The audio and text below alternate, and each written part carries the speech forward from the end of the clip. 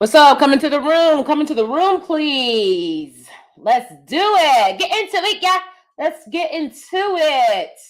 Um, this is something that I don't talk a lot about this anymore. Okay. I never really talked a lot about it. I've had a few discussions about it, but I didn't appreciate the insincerity, the defensiveness, the anti-intellectualism that a lot of people have when we talk about colorism. When we talk about colorism, I can't stand that ish. I really can't. And I've discussed this with you guys before. One of the first times that I had a discussion about colorism on my channel. Oh, what's up? Welcome, everybody. My name is DanieSteel. This is DanieSteel, home of the Purple Print. Thank you. Please come into the room, please. Get in here. Get into it, yeah. Best channel on YouTube, hands down. I don't care what nobody say. Okay, period. So, anyways, what's up, you guys? Let me know if you can or can't hear me and all that good stuff. I thought that this was an interesting topic that touched on a lot of different parameters, and I wanted to discuss those. Okay, so on the surface, it might look like one thing, and I think that most people address colorism. All right, come on now. I think that most people address colorism from one side, right? One point of view, being their point of view. But there's a lot of things going on when we talk about colorism. Again, when I first addressed colorism, I did it with a light-skinned family member of mine. And the comments were all a bunch of Black people. I'm gonna be honest, I think they were primarily from New York and throughout the diaspora, okay?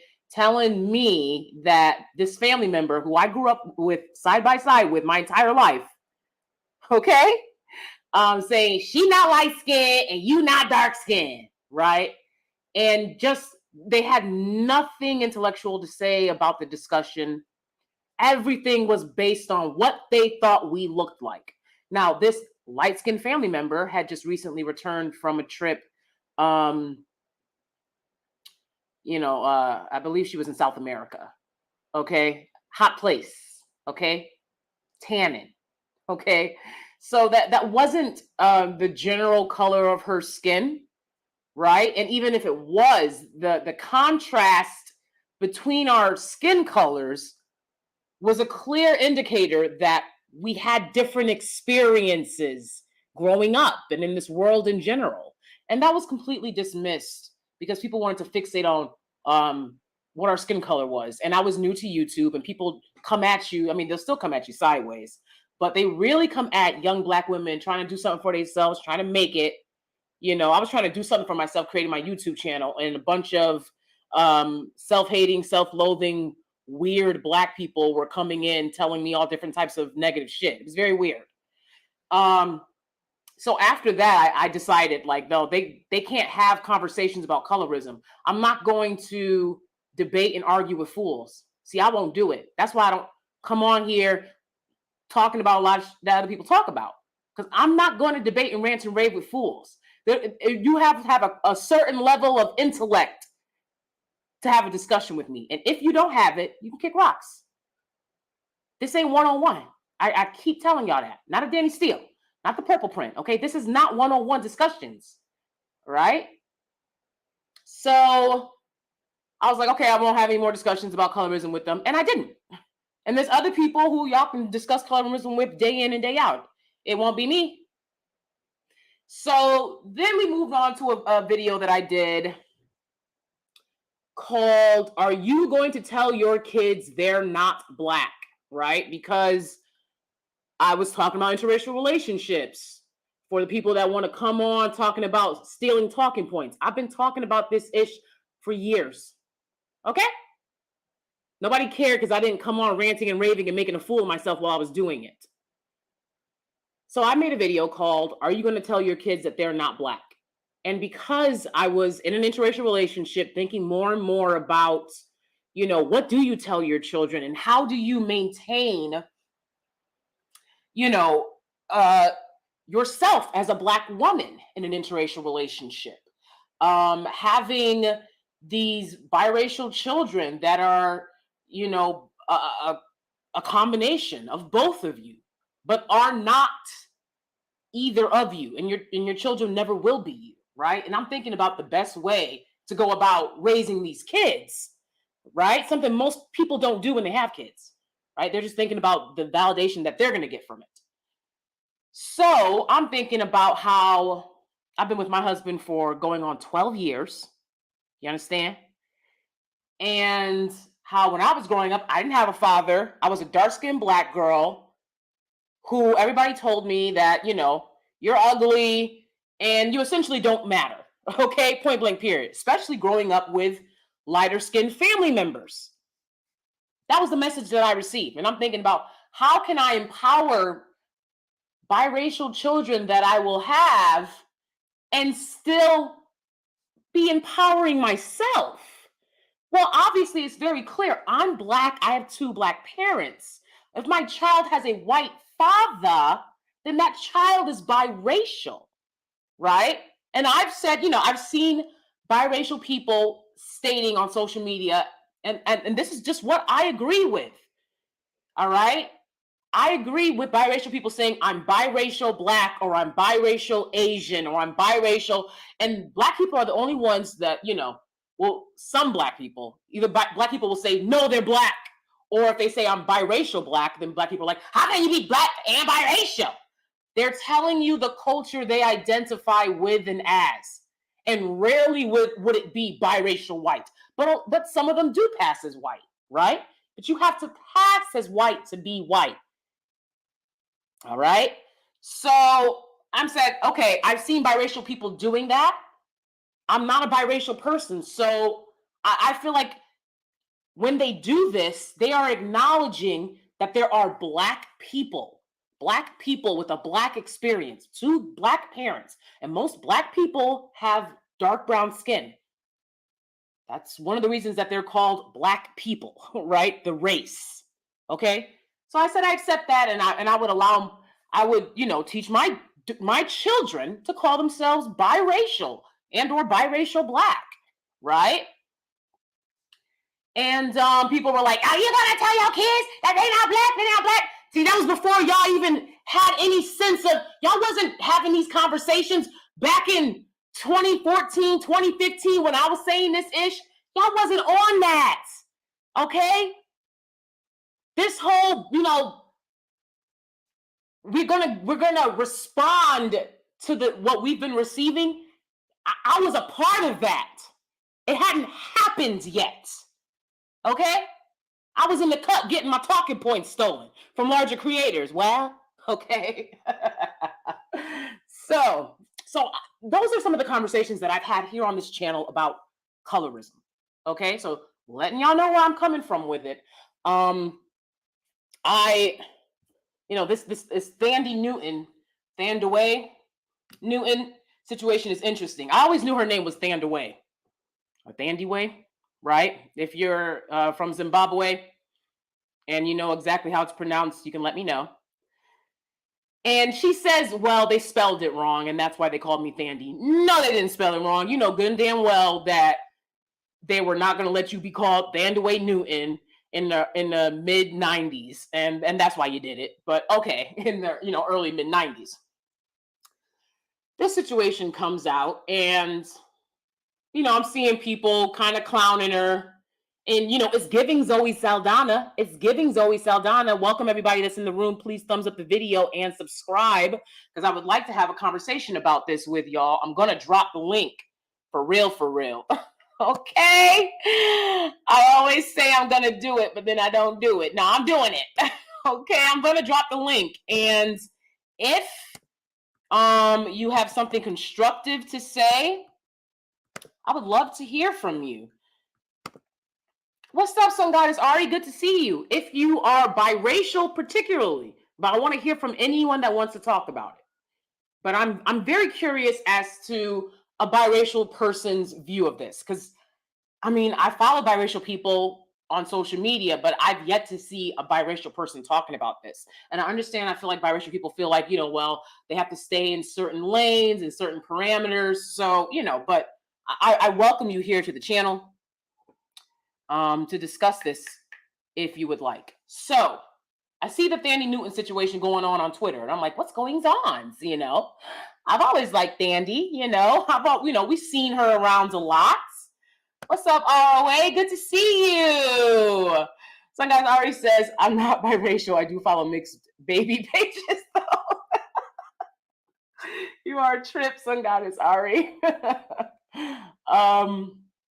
Yes. Mixed baby pages. They're very cute.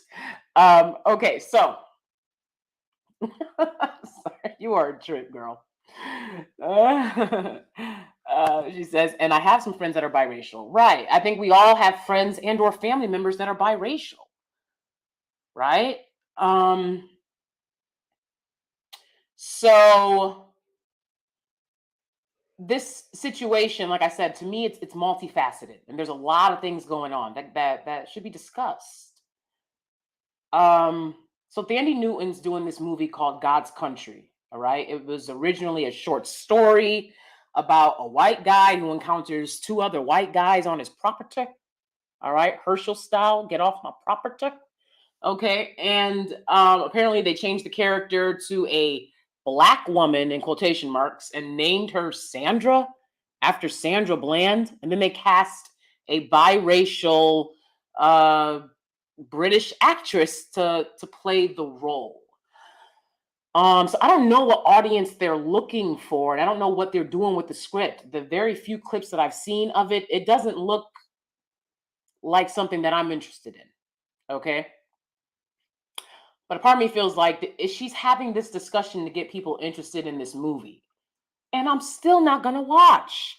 I'm going to talk about this situation here, and I promise you, the likelihood of me watching that movie is very slim, and we'll get into why that is.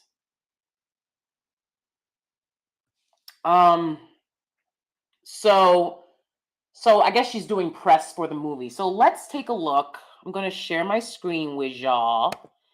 Okay, let's share the screen. Let's do it.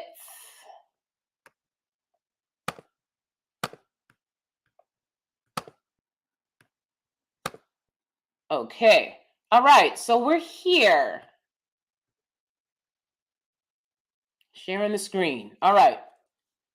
So this is Thandie Newton talking about this movie. And I guess, you know what I'm saying? I'm like, what does this have to do with Black women? I'm so confused because, again, they're saying her character is a Black woman. Okay. If that's what y'all say, okay. I mean, whatever. I'm not gonna watch, but like I know she's in Westworld, and that didn't compel me to watch Westworld. Maybe if they had a dark-skinned Black woman actress in it, I would have watched for her. But Thandie, she says in this interview, like, it upsets her that African American women, and when she says this, I believe she's talking about dark-skinned African American women this in America, right? Because that's what that generally means. She said it upsets her that African American women don't see her as a representation of them. I absolutely do not see Thandie Newton as representation of me. So I'll be very clear with that. I love her work. Okay. Love her work. I really do. She was in Beloved, the Oprah Winfrey movie. And I think she's a phenomenal actress. You guys know I'm a stage actor, so I'm with it. I believe she is a great actress, but I don't see her as a representation of me. And so her being in a film doesn't make me necessarily relate to her. Now, in the early 2000s, when she was cast as a Black woman in Mission Impossible, and y'all can say that she's a Black woman all you want, but the reality is it's usually very clear to people who is biracial and who is Black. Okay? It just is. You can say white people group us all the same. You're being a little ignorant in that statement, okay? That white people group us all the same, that's a little ignorant, okay? Because white people know who their family members are, always have, right? Hence the field and the house slave. No? See, white people know who their family members are. And white people know when they're witnessing somebody closer in proximity to their whiteness than someone who is not. They do know that. I think it's a lot of ignorance to believe that white people discriminate against black people, the end. Every group of people has feelings about people that are not a part of their group. And YT people certainly discriminate against black people. I mean, that's the history of America. But YT people discriminate against every other group of people as well. And biracial people are another group of people. They know that they're not black, but they also know that they're not white, right? Okay, so people need to understand that when we're having these discussions, because it's very elementary to keep saying, they don't see us as different. They don't see us as different. And you're a black person, you're a dark-skinned black person, talking about what white people, which you will never be and never know, see biracial people, a different group of people, as. They see them as different from you. Okay? Period. Now that means that maybe they like them a smidge more. Maybe they tolerate them a smidge more. I don't give a fuck what the smidge is. There's a smidge there. All right, let's get into the video. Thandiwe Newton. Let's see what she has to say. I've wanted so desperately to apologize every day to darker skinned actresses, to say I'm sorry that I'm the one chosen. My mama looks like you.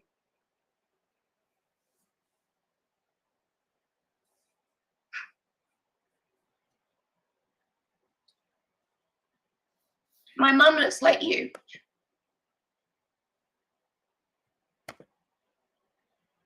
Okay.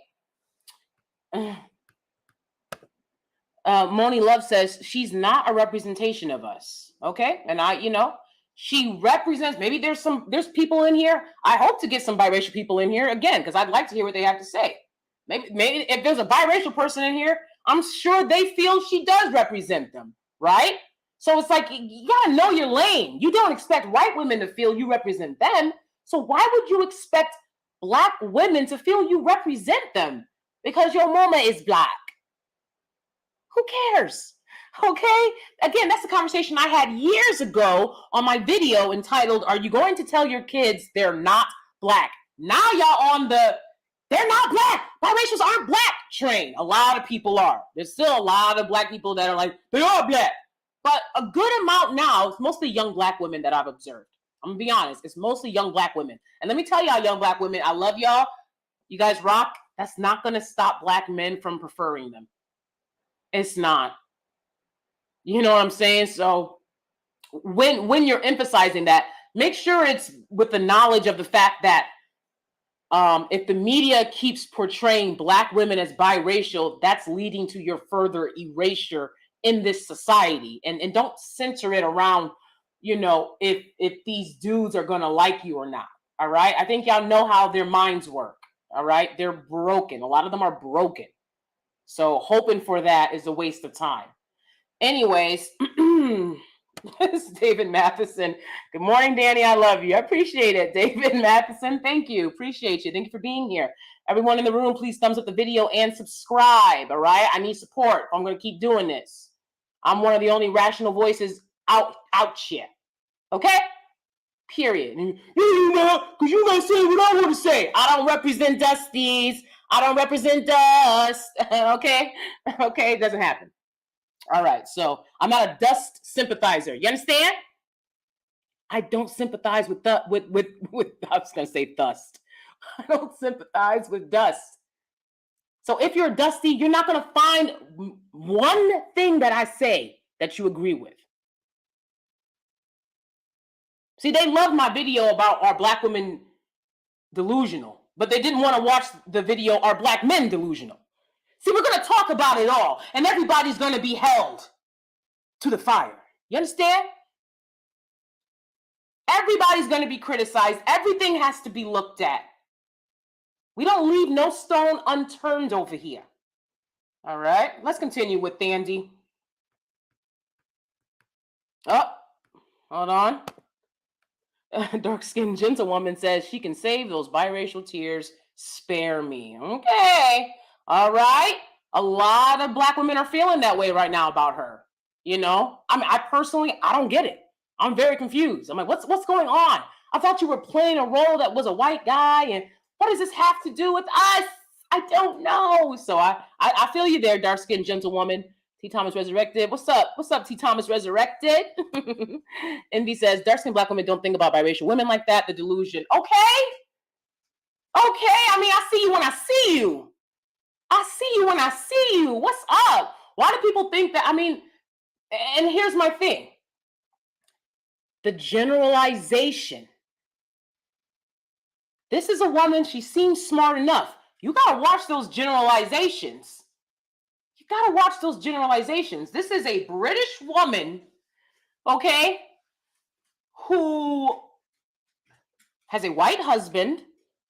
So, I mean, it's pretty obvious based on the fact that she's been a millionaire for many years that she's hanging out in wealthy circles.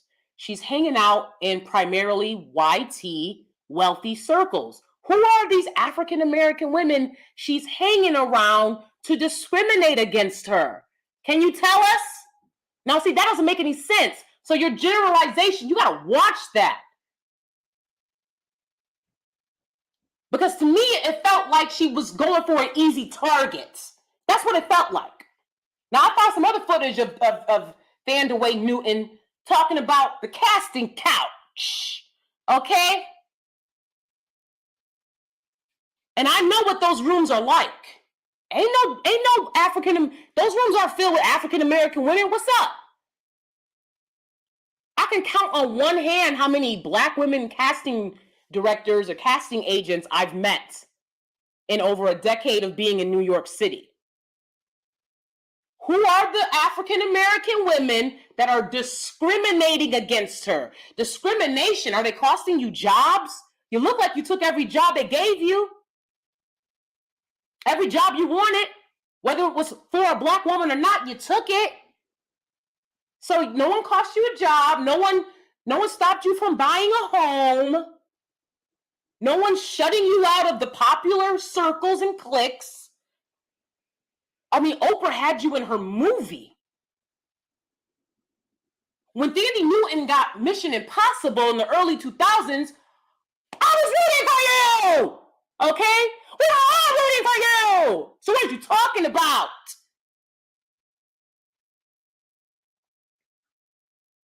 And let me tell you something, you know, I used to be on that when I was a kid, you understand? Because tricks are for kids. When I was a child, when I was in middle school, high school, I used to think, okay, biracial people are Black, but I knew it wasn't true. I went to private school. It was majority white people. It was people of color. It was Black people. It was biracial people. The biracial people were treated differently, okay? They had a white parent come to pick them up. They lived on a different part of town than the Black kids. So you're not going to tell me that there's not a difference. I saw it, but I would say, oh, okay, they're Black. I would say that they're Black because that's what people said to say. But guess what? All that does is a disservice to you as a Black woman to call biracial people Black. They don't look Black. They look biracial, majority of them. I don't care what Angel Ramirez Jordan has to say. I don't. Because he's not Black. He's biracial. He's biracial. And it is what it is. I don't care what Black women have hit on him and slid into his DMs. He uses that to get the prettiest Black women. That's what I firmly believe.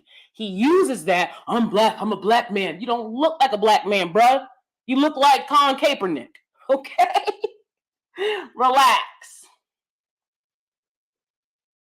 Almost no other biracial person will do that.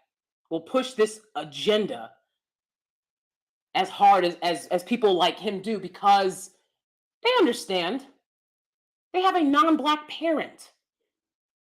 That means they have non-Black relatives. That means they have connections to people who were not historically robbed of their wealth, of their economic opportunities, of the right to an education, generation after generation. I don't have no relatives that have that story.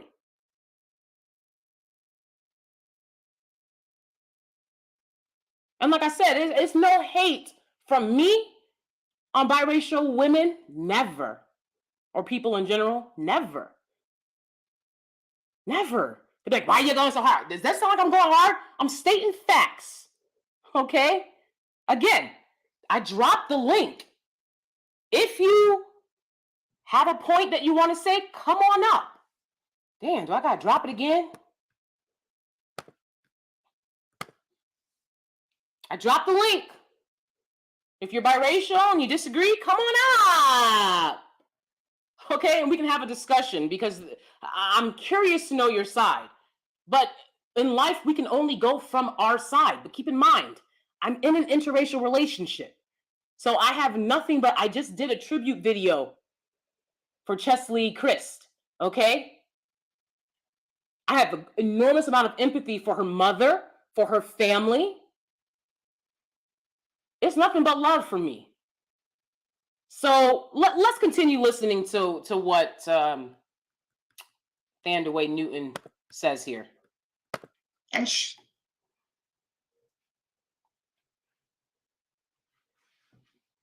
it's been very painful to have women that look like my mum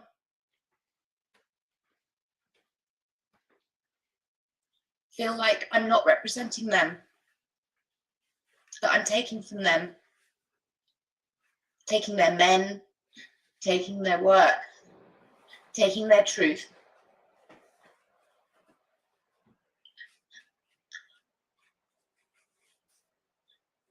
I didn't mean to, you know. I've wanted. What? I'm sorry. Whoa! What? Who are you talking to? What are you talking about? That was, I was confused at that point. But, you know, this doesn't even sound like the full version of it. I really need the whole video. If I can't find the art, I'll just play the audio, because I'll be damned. No. Here we go. I'm gonna play the audio. Let's see. To darker skin. I've wanted so desperately to apologize every day to darker skinned actresses, to say, I'm sorry that I'm the one chosen. My mama looks like you.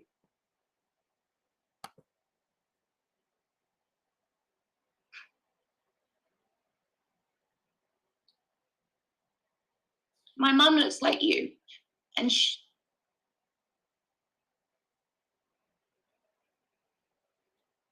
it's been very painful to have women that look like my mum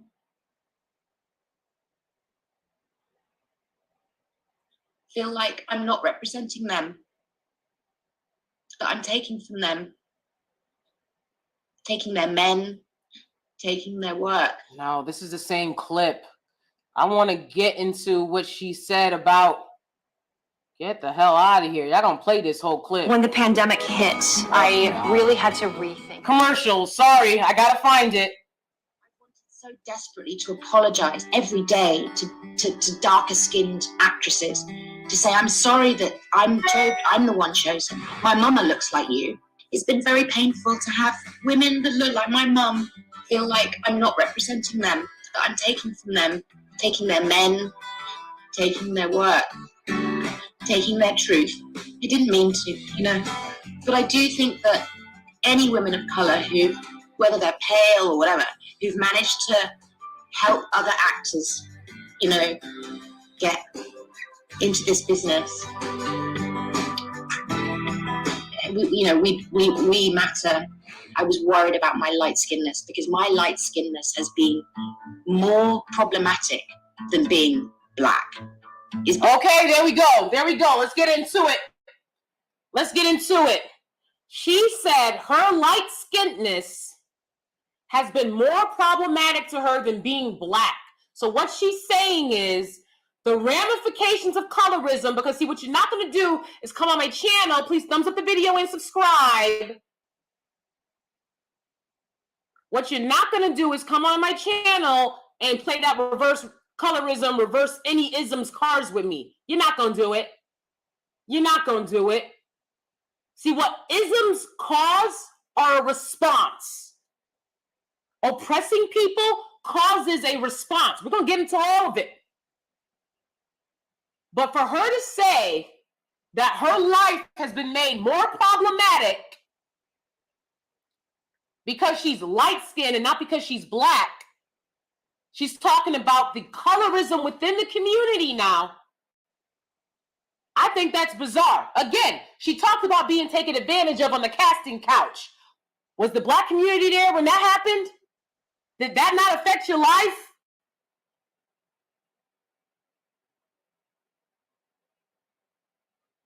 I will play for y'all later after I get done playing this video how she talks about a casting director who, and let me tell you something, like I said, I'm in the game. I've seen this stuff firsthand. I did a commercial where maybe y'all don't know. Y'all know a lot of things. Y'all think everything is real. It's very weird. That's why I don't have a lot of conversations with y'all, because I can't stand, you know. Shout out to my Steelies. Shout out to the lurkers in the bushes. Thumbs up the video and subscribe. Stop lurking. Shout out to my Steelies, because y'all know I'm not talking about y'all. The y'all is the lurkers in the bushes. Y'all think this stuff is real. Nothing is real. Nothing is real. Okay. I did a commercial where one of the characters was, he was supposed to be like an old, kind of goofy, you know, a old man with a wandering mind, right? And that was supposed to be funny. And they wanted him to look downtrodden. They found a little, because this is New York. Okay? So anybody can sign up to be an extra in New York. Not only that, but they look for types. Okay? And one type they're never looking for is a beautiful black woman, you know, a black woman that has it all together, a black woman that's not here to make a fool of herself. That's not a type they're looking for. You know, y'all see how I presented for years. And I've had a conversation with y'all. I'm going to have to go into auditions with a very different look. And I didn't know that. I thought, hey, you guys are looking for actresses. You're looking for beautiful women. No, they're not looking for beautiful black women. They're not. Of course, they find beautiful black women. I think it's a lot more common in LA and Atlanta, but New York? No, they don't. Okay. So they hired this homeless old white guy to play this white guy character, right? And he was like, what's going on? Like, they wanted the character to be that. So they'll go up to people and be like, you should sign up for this and we'll give you money, you know, money that you wouldn't elsewise get. And, you know, we'll feed you and stuff. It's really not, it's chump change doing background work. Well, this wasn't background, but generally the people that hire background find these types of people. Okay. So anyways, I remember I was, you know, and they put the camera, it's a handful of people in the commercial. Everyone, you know, they're like, okay, now the camera's on Danie. Now the camera's on, right?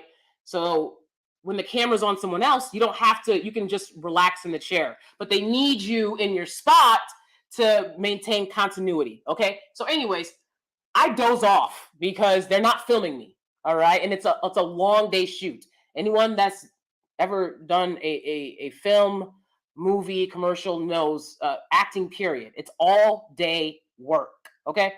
I doze off in my chair and I wake up and the casting director and the director, well, actually it wasn't the casting director, it was just the director. Okay, so the director and like the producer, right? They're laughing at this guy, this homeless guy that they've brought on to do this commercial. And they're telling him, yeah, say this, telling him to say weird, goofy stuff, very degrading. I'd never seen anything like it. And I wonder, why are they doing that to him? I was much younger and much more naive. Well, Thandiwe Newton talks about this casting director, who I assume is white, because this was like in Europe when she did this, right? This casting director made her, and she was like 16 when it happened, made her sit in the chair with her legs spread eagle. He told her to put one leg over the arm of the chair and think about how the character had just made love to her, even though that had nothing to do with the script, and he ends up making her touch herself. She's 16 years old. She bumps into someone several years ago with her husband who knew that director, and they started talking about the director. The guy kind of blushes and walks away. And her husband said, what was that? They come to discover this director is showing this casting audition that Thandie did when she was 16, making her touch herself with her legs in front of the camera. He shows it at night to his friends. Okay? So I would think that would be a huge violation on you. But no. The most discrimination she's ever felt was from women an ocean away because they're jealous of her for taking their men when she's married to a white guy. I don't get it. The insincerity, the disingenuousness of it all. It boggles my mind. Did anyone watch the full video? I'm trying to find the full video, oh Golden. And if you have a link to the full video, please provide it, because I'd love to play. I've been looking for the full video of this interview. I can only find clips. It's very bizarre because Sky News shot the video. When you go to any of their sites to find the whole video, you can't find it. Now, she has power. She could have said, you can only use this portion. If she did that, it's very interesting that she allowed them to use the portion that she did, because to me, it's obvious shade. It's obvious shade. Delphia says, Black men demand we love biracial women, while Black men, especially dark skinned, hate The Rock Johnson. I'm done. Right. Yo, they be hating on The Rock. Facts. He's not black. Why? Why y'all say he's not black? He said he is, so that's all that matters, right? I know you've seen his daddy. His daddy is a black man. Yep, very interesting. Very interesting.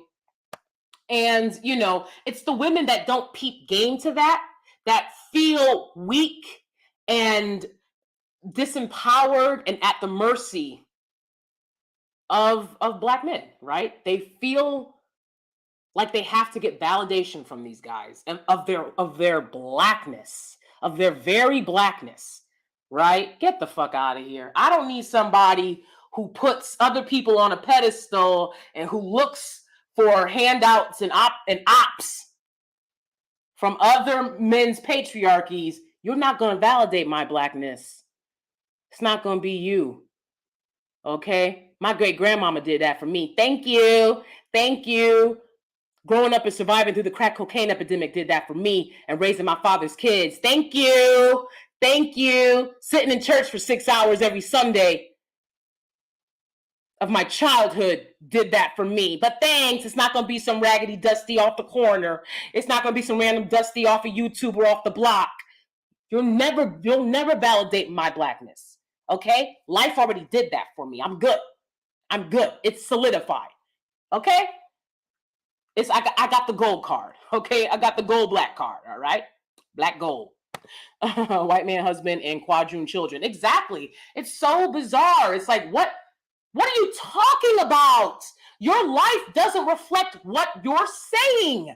And if it does, I'd love to know more. Okay? Because I'm not here to be dismissive of her experiences as a biracial woman. There are certainly biracial women that have attested to feelings like this. But for it to be a British biracial woman with an African mom and a European father and a European husband and practically white children It doesn't make any sense. Am I missing something here? That's why I've been searching for the video, y'all. I searched and searched, couldn't find it. Had to come on, talk about this topic. Okay, but again, you find that whole video interview. I don't think she wants that whole interview out, because she might have said some even more crazy-ish. It's crazy. Maybe the mother has some colorist beliefs. Yeah, come on now. I'm like, when y'all kids grow up and they talk like that, like, remember that biracial girl who was like, I feel sorry for my mom, the biracial girl, the influencer on YouTube. And she was like, I feel sorry for my mom because she's a black woman or something like that. Or, she had nappy hair, or, said something about her mom. I'm like, okay, well, hey, if that's how you want to raise your kids to feel like they're better than you, you go right ahead. Okay. My children are going to always know what the source is. All right. Like the source. My kids are going to always know what the source is. Me.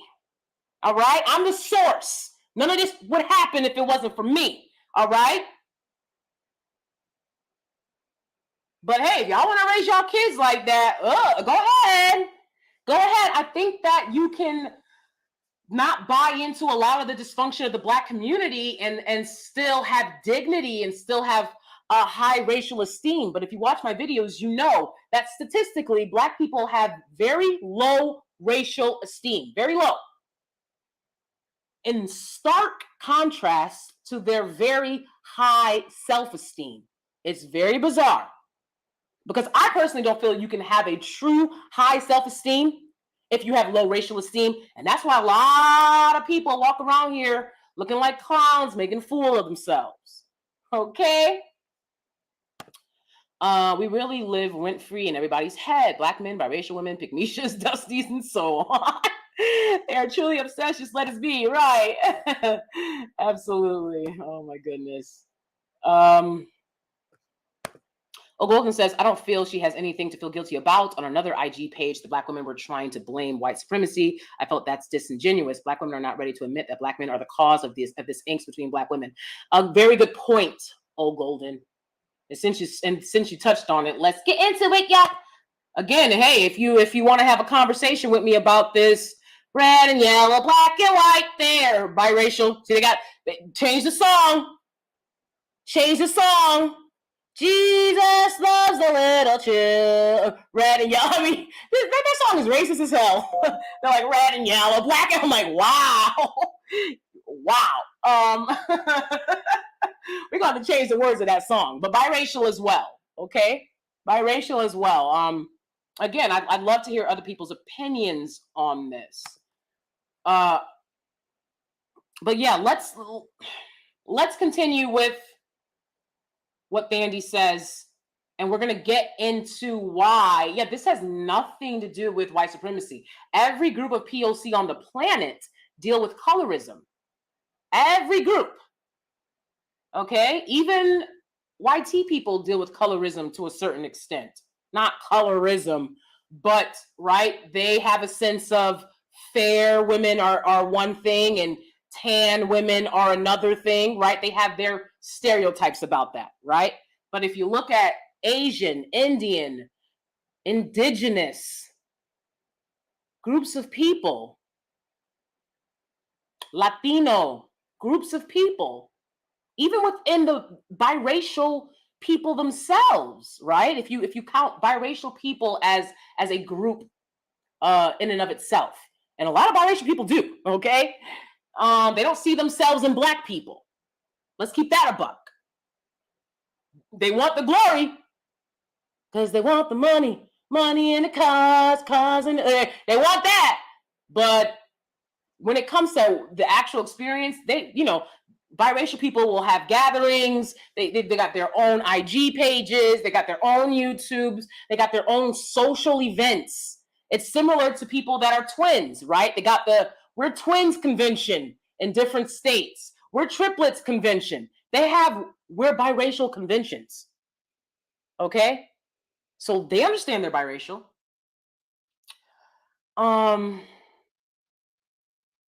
So yeah, you gotta stop with the white supremacy caused that. They coincide. Racism and colorism They coincide, but they have different origins. Okay, and they have different reasons for why they still exist. Okay, do y'all honestly think that if some magical bomb was dropped in America, right, that made people stop being racist, do you think that would make your community stop being colorist? Do you really think that? Because I'm pretty sure it wouldn't change how they do things over in India, Asia, South America. I'm pretty sure it wouldn't change how they do things if all of a sudden racism stopped, right? So you gotta be real with yourselves here. And we're gonna get further into that as well. Again, don't be shy. If you want to come up, let me know. Hey Danie, hey folks, it's been a while. What's up, Asa? Good to see you. She's crying real tears. I'm sure she is. I mean, she's an actress, you know. She obviously feels a way about this. I just wonder why she, is it just to promote the movie? Why didn't she have this discussion with bring in a group of Black women, and then she could say, I asked Taraji and Viola and all these amazing Black women. I asked them to sit down and chat with me and Zoe Saldana about the colorism in the industry, and we had a discussion, and now I have more clarity about you see what I'm saying? I don't know if this will be mentioned in the interview here that I'm playing for y'all, but she talks about she used to think she was dark-skinned. She used to think she was dark-skinned because she's from Europe. I'm not sure where, in the UK, Britain, I believe somewhere in the UK, right? And over there, she was told she was dark-skinned. And when she went to America, she referred to herself as dark-skinned because that's what they told her she was in the UK. Well, America's not the UK. You know good and damn well you're not dark-skinned in Zimbabwe. You see the lack of respect? To me, it gets to where there's just a very large lack of respect for the Black American experience. Like, hi, hello, we're here. We've been here a while. Okay? Making this country a safer, better place for everyone. And that is a fact. You know good and damn well you're not dark-skinned in Zimbabwe. Learn the history of the places that you're planning to move to and work in and thrive off of. There are people there, they have history. There are marginalized peoples in every place. There's nothing magical in the air that makes every person in America privileged. I'm sorry to tell you that. If America can disenfranchise people outside of their country walls, what do you think they're doing to the Native and Black and indigenous populations within their walls? You gotta use common sense. People don't use common sense. That's why I don't talk about this stuff. Gotta read some books. It's the lack of reading for me. Studies show that I believe around 56% of people in America between the ages of like 18 to like 60 read at below a 6th grade level. Y'all got to start reading more books and watching less TV, okay? This comes from an actor. Read more books, watch less TV. Seriously, read more books. Stop putting all your time on social media unless you're going to be over here. Okay. This must be about her playing. No. This isn't Zoe Saldana. This is Thandie Newton. And I think she's going by Thandiwe Newton now because, now ethnicity is in. And that's her real name. But she was going by Thandie Newton for decades. Okay, let's be clear. I'll use both names interchangeably, all right? This is about Thandiwe Newton doing an interview with Sky News about playing the role of a Black woman in a movie called God's Country. And, you know, I mean, we got to be honest about whenever I see British actors playing American actors, you can hear the accent going in and out, just like anyone talks about. They'll say, you know, you can hear Americans when they're playing a character from a different country. You can hear the accent going in and out. At certain points, you can hear it off or whatever. What I notice most is when they go to yell, the American accent falls off. It's very difficult to maintain an accent, okay? That's why I'm always so surprised by some of the people on here with fake accents. I'm like, wow, that's dedication, baby. That's dedication, okay? You can hear their accent go in and out when they're emotional and or yelling in the film. And what I particularly notice is, as you can hear by my voice generally, I go in and out of neutral American speech and the regional speech from which I grew up in, okay? Most people speak in regionalisms in America. Most Black people speak with a regionalism. What does that mean? That means you can tell what region of this very large country that a person is from. And that's why, as a theater artist, I learned neutral American speech, similarly to newscasters, okay? They teach actors neutral American speech because people don't want to know where you're from, okay? When you're acting, certainly in the theater, okay? So what I notice is they're speaking in a neutral American speech, which is just very rare. You know, when you're developing a character, the only thing you have to do is speak with this flat American sounding speech instead of having to pick a region and learn those sound changes.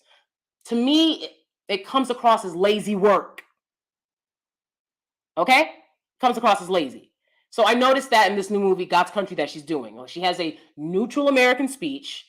You know, she says something about like, you left a note on my car, you know, and it's very neutral American speech. And I'm like, almost no Black person that's not a newscaster or something like that talks like that. You would hear a regionalism. I think we deserve truthfulness in the telling of our stories. Why not set it on in Europe and let her play who she is? Yeah, I don't get it. I don't get it. And there's certainly not a lack of Black actors, and there's certainly not a lack of trained Black actors. You're talking to someone who trained to the highest level in this.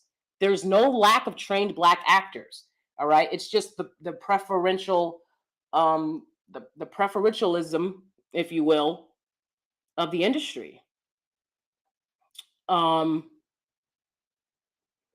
You know, whether it's because they'll take a certain different pay. I mean, any Black actor would take almost any pay. I don't think it has to do with pay. I think it has to do with a general disrespect of Black Americans and Black America that they want to maintain in their environments. That's what I think it is.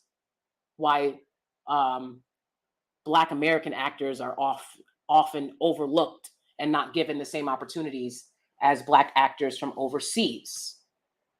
Yeah, not sure why she's apologizing, but you know what? Let me I'm not gonna be able to get to all y'all comments. Okay, let me play the video. And again, you want to come drop in? Let me know. All right. Oh no. Okay. So let me continue playing her video. Being light-skinned has been way more problematic. Worried about my light-skinnedness, because my light-skinnedness has been more problematic than being Black. Is being light-skinned has been way more problematic than being Black in my life. Literally, I was Black in England. I mean, dark-skinned. So then I went to America and I was dark-skinned. I thought I was dark-skinned and I would describe myself as dark-skinned. It's like, you're light-skinned. And suddenly I was someone that, you know, for being light-skinned. I got more prejudice from Black people. See, that point is so crazy to me. It's not that you got more prejudice from Black people. Let me be very clear. I've been on YouTube for a very long time now. only the past year have I really connected with other Black women content creators. The years that I was on here, 2013 and whatnot, it's still very competitive. People are still subbing me and throwing shade, and bitch, you can't compete with me, so give it up. Bitches, okay, but I haven't felt embraced by Black people. I think very few Black women can say that in America. Now, if you're from somewhere different and you got a different experience, that's great. I know a lot of Black people who have both their parents and or grew up in the suburbs. They feel like, they've been embraced by Black people. Let me tell you something. I grew up in foster care, in the foster care system. Most of my foster mothers were Black women, were dark-skinned Black women. They were extremely abusive. That's why I talk about that young girl who was murdered at her foster home.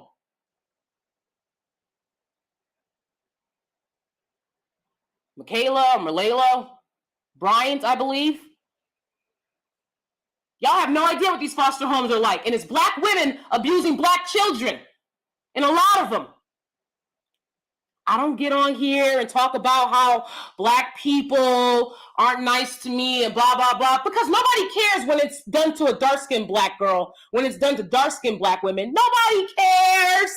So I don't know why she thinks anybody would care about her particular experience. Again, you're talking about a group of people who are disenfranchised, who are marginalized, who have been indoctrinated, who have been lied to about their history. They don't want to read the proper books and get the proper education so that they can make their racial esteem high, and you expect them to validate you. It's not going to happen.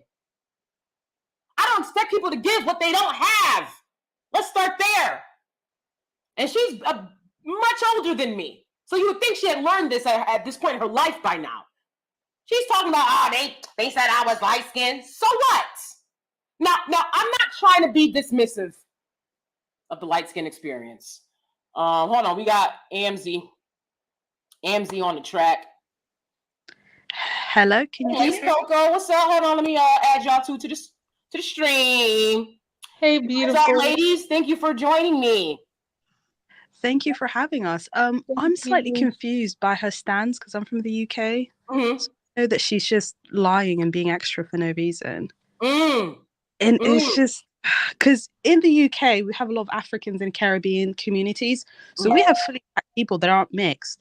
So all this, I don't know about colorism and Black people hate me. It's like, what are you on about? It's just crazy. And she pissed me off when she was like, because I listened to the whole thing. She was like, oh, for taking your men. And I'm like, girl, you only date white men. So what men have you taken from Black women? Like, what? And on top of that, it's like, she said 2 years ago, see, people don't know me. I pay attention to everything. 2 years ago, she said, when we was Black Lives Matter, she was like, white kids would bully her. Her white teachers would pick on her because of her hair texture, because she has more of a typical Black hair texture than a mixed hair texture. So she said they would pick on her and make her feel bad for being mixed. And then she said they wouldn't pronounce her name correctly. I feel like this. She's mad because she's a biracial woman who doesn't look racially ambiguous. You look at her and she's light-skinned, but you know she's not white, or she's not a non-Black woman. You just know she's mixed, but she looks more Black. She's mad at herself because she doesn't look like Meghan Markle. That's not our problem. Yeah, a lot of mixed people like that here. People, they have a chip on their shoulder because they don't look racially ambiguous, like the other lady said. That's what it is. And I'm sorry, I didn't mean to cut you off, but the last thing I want to say was, and they get mad because for African Americans, when we have mixed children, for the most part, those mixed children are going to look racially ambiguous, since we have an admixture of non-Black, like 20% or 15%. And so that makes the biracial child most of the time 40 to 30-something% of African DNA. But for a lot of Black mixed kids in the UK, their parents are fully Black. They don't have no recent admixture, a lot of them. Right. So they look more Black. So she's just mad and she's making up stuff. No dark-skinned woman walks around worried about her. She's not even, to me, she's not ugly, but she's not something that I would say, she's not a Halle Berry. She's nothing that makes me intimidated. That's all I have to say. Thank you. And what else do you have to say, MZ? I think most of my problems with her is, you're from the UK, you left, right, to America, not trying to be rude, but you basically took a Black American woman's position. All these acting jobs that she's taking, they're meant for Black American women. So it's bad enough that you migrated and you quote unquote took, another Black woman's job. But instead of you opening more jobs or opportunities for other Black women, you want to sit here, victimize yourself for quote unquote light skin privilege. To me, it's just shady. It's just it's insane. And it's just most of the times this is what happens with a lot of, I'm not trying to drag fellow Black Brits, but a lot of us, we do move to America. We tend to forget that the reason why we move to America is because of the opportunities that African Americans have bestowed upon us. That's just a fact. Unfortunately in the UK we don't have that many opportunities, hence why she moved there, and she needs to be a bit more humble about it. Had no smoke for the white women. That's my problem with a lot of biracial people. It's like, girl, all the opportunity, Black women are the least jealous of mixed women and women of color. They get opportunities off of our back. If Black women acted more like white women, there would be no biracial women even taking movie roles in our positions. White women don't play that shit. Only them. I mean, her being mixed race. Oh, sorry. No, go ahead. I mean, her being mixed race in the UK, that's the only representation that we get as Black women here in the UK. It's mostly just mixed race people. So again, she can stay in the UK and go all these roles, but she clearly felt like she deserved more, hence why she went to the America. And she realized that she won't get those kind of opportunities because you actually have to have merit. I think that's what really is. She's just really upset that she can't get the roles that she probably thought she deserves because she is mixed. Yeah, absolutely. You guys both make really great points, and thank you so much for enlightening the audience with the things that you have to say. I really appreciate it, and for coming up in general. I agree with both of you. Someone said earlier, and I don't want to skip over this. I can't remember who it was, but she said, "Let's not pretend that Black women don't say these things," right? So I want to know, do you guys agree that you have heard Black women saying things about light-skinned women being the preferences, taking their men, and things like that? Yes, ma'am, I have. Specifically, I'm speaking of when I was growing up. This is a quick story time. I had a fight with this light-skinned girl. Now, y'all going to be like, I was in 4th grade. Now, you guys are going to be shocked. So the fight we had wasn't even about anything. It wasn't really a fight. We just did the windmill. I can't fight and she couldn't either. So what happened was I had this other darker skinned friend. I'm dark skinned myself, but I'm like an Angela Bassett color, but my other dark skinned friend is like a ducky thought, so super melanated. And the other girl was a mixed girl. So I had a fight with her simply because my friend didn't like her, but I didn't understand why my friend didn't like her. And then the mixed girl, she always had to like boss us darker skin tone girls around. And she felt like she had to be the leader, but she didn't even do anything. And the fight was so stupid. But as I got older, I realized I was really mad at her simply because I had internalized how all the teachers would say, and we were at a Black school, how cute she was. And they never praised the monoracial Black girls. So it was internalized. But yes, I do believe that dark-skinned women do have some vitriol towards light-skinned women, but it's also vice versa, because they think they're better than us simply because of a skin tone. Thank you for that honest answer, Lace Coco. What about you, AMZ? I mean, personally, I'm a light-skinned Black woman, but I've never felt that kind of ways. Mostly I get it from dark-skinned Black men. But keep in mind, obviously, because of like the cultural dynamics in the UK, it's slightly different. I'm assuming that's what it is. But most of the colorism that I do face is from Black men. It's not really from dark-skinned Black women. I think the Black community is too harsh on these kind of matters because I feel like Black men they keep perpetuating it, if that makes any sense, because when light-skinned Black women and dark-skinned Black women do get along, from what I've noticed in my personal experience, they do like to bring it up.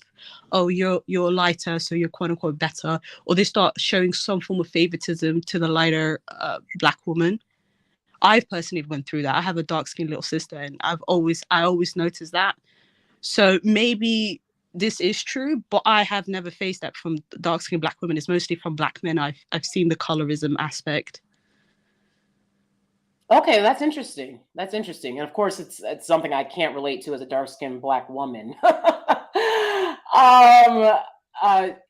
You know, what I will say in respecting, shout out to O Golden for the super chat, $9.99. Appreciate you. Appreciate you. I'm going to read your comment right after I wrap up this point. What I will say about the truthfulness in do Black women say these things is yes, right? We've heard Black women say these things, but she generalized like every African American, Black American woman she's bumped to in America, sitting up there talking about, you stole my man, and I don't do the you took our gerb stuff at all, because I'm always, where there's a will, there's a way, baby. I'm always find a way. Ain't nobody taking my gerb, okay? But you know, Black women need to be cognizant of that. So whoever made that comment in the comment section, point well made. There are, again, you know, I was going to get to this later, but I'll get to it now, right? Your men did this to you. Your men have pitted their women against biracial women and non-Black women. They've done that by pedestalizing these women. No other group of men does this. No other group of men does this. Now, you may say, oh, well, that, you know, the guys will say, but on the scale that they do it, that Black men are doing this, I've seen no other group of men do this on that scale. The way that they pit you against, and that's one thing I never fell for, and I'm not falling for it. I'm like, hey, you know, you look the way you look, I look the way I look. If a Dusty prefers you, if you're pedestalized and struggle stand, have at it. Have at it. The world is my oyster. The world is my oyster. So when you set this parameter for your life, and I want you to understand this, when you set the parameter for your life to be what these men think are attractive, what they like, what they say, what they want, and what struggle stand tells you, instead of opening up your options and opening up your eyes, okay, then you're going to be put in a situation where you're feeling jealous and envy towards.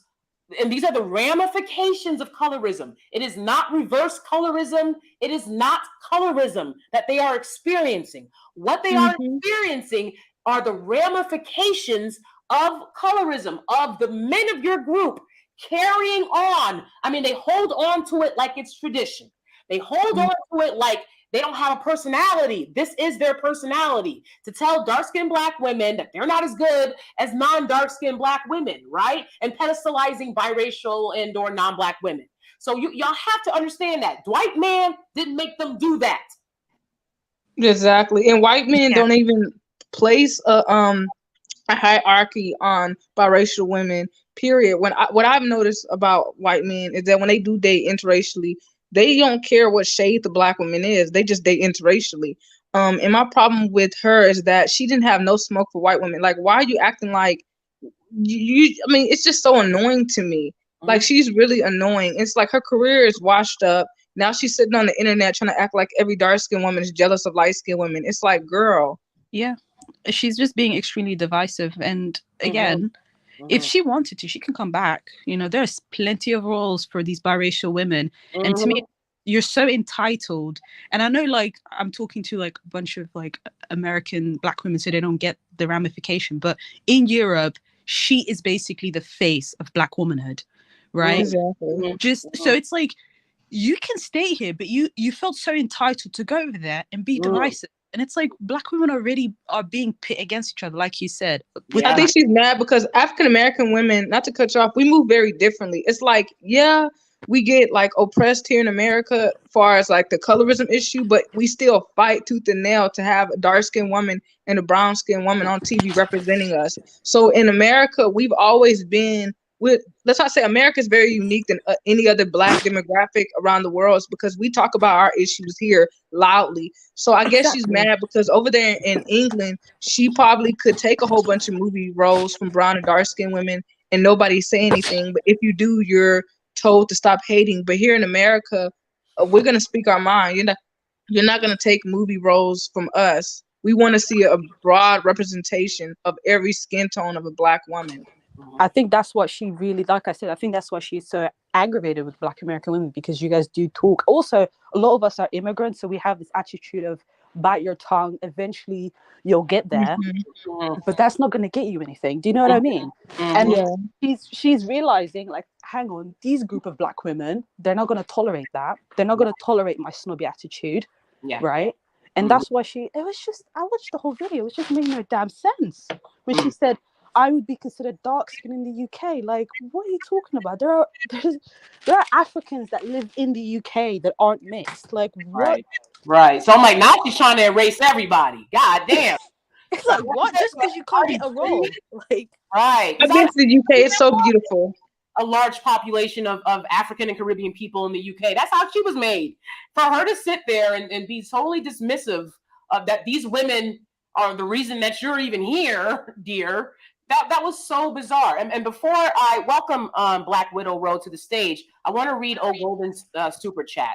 She says, when it comes to colorism, the smoke and negative reactions is just disproportionate when it comes to gender.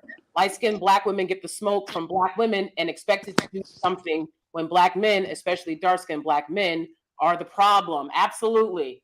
Absolutely. Like, why are you blaming us for something that these guys are perpetuating?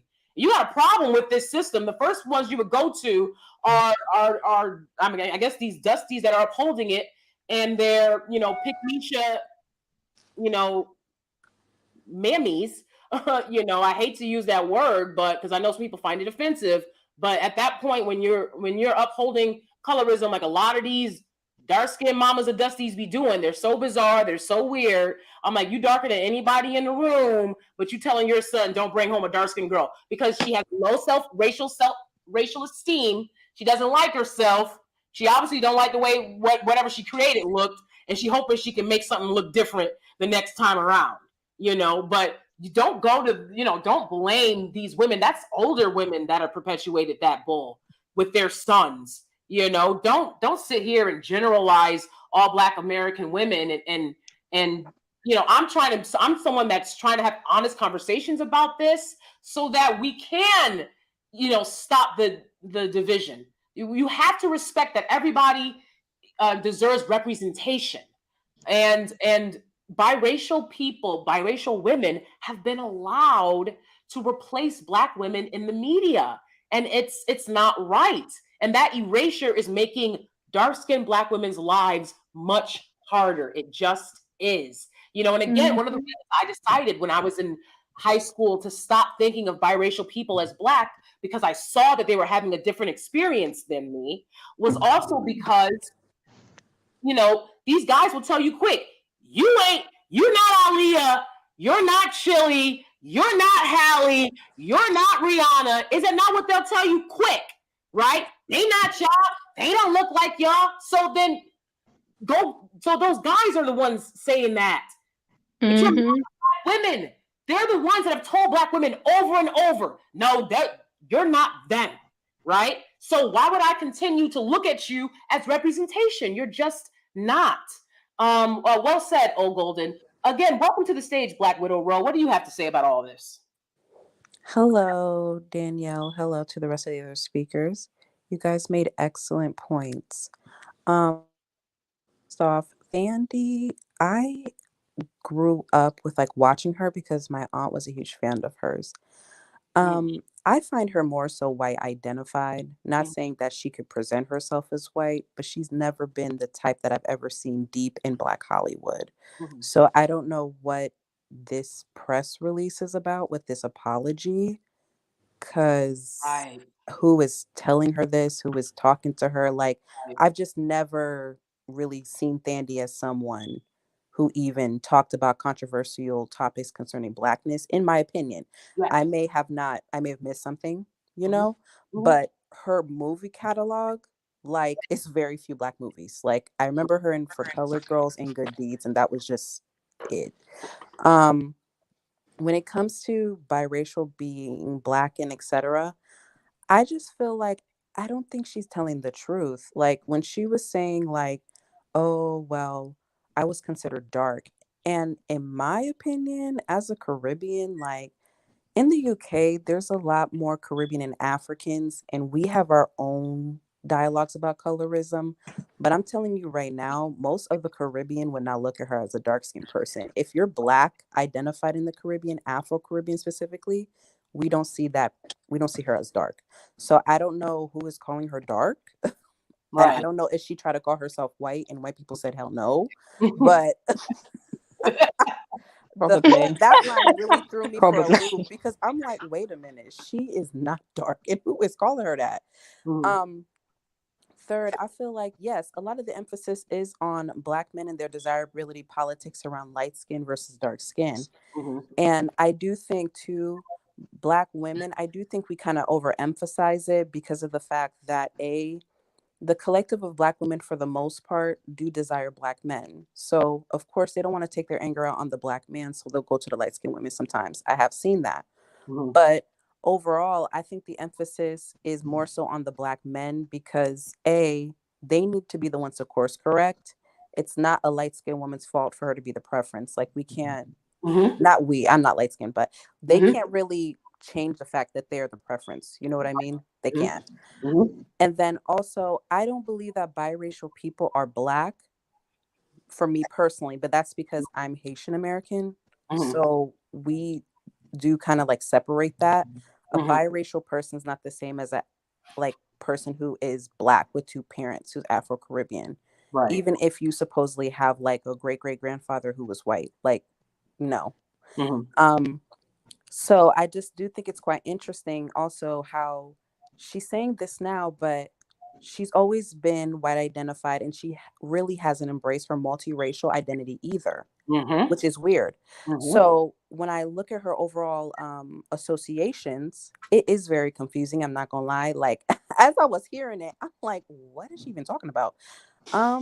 She's never really been rejected by Black Hollywood. She just never really associated with them. So I don't know where she's getting dark-skinned women picking on her or like telling her that she's stealing the men because her husband, from what I know, is white. Is white. Yeah, her children are white. And she's not the type to date Black men at all. I've never seen her with a Black man. I've never even really seen Black men even speaking on her because I think, you know, it's pretty solidified she never dated or preferred Black men. So I don't know where she got that from. So I'm thinking this is like a bait or something to get attention. She wants on attention. her career. Yeah, that's why I'm so confused. Like, is this a marketing tactic? Because you've never been that. And I think anybody, even Oprah herself, can say you've never been that.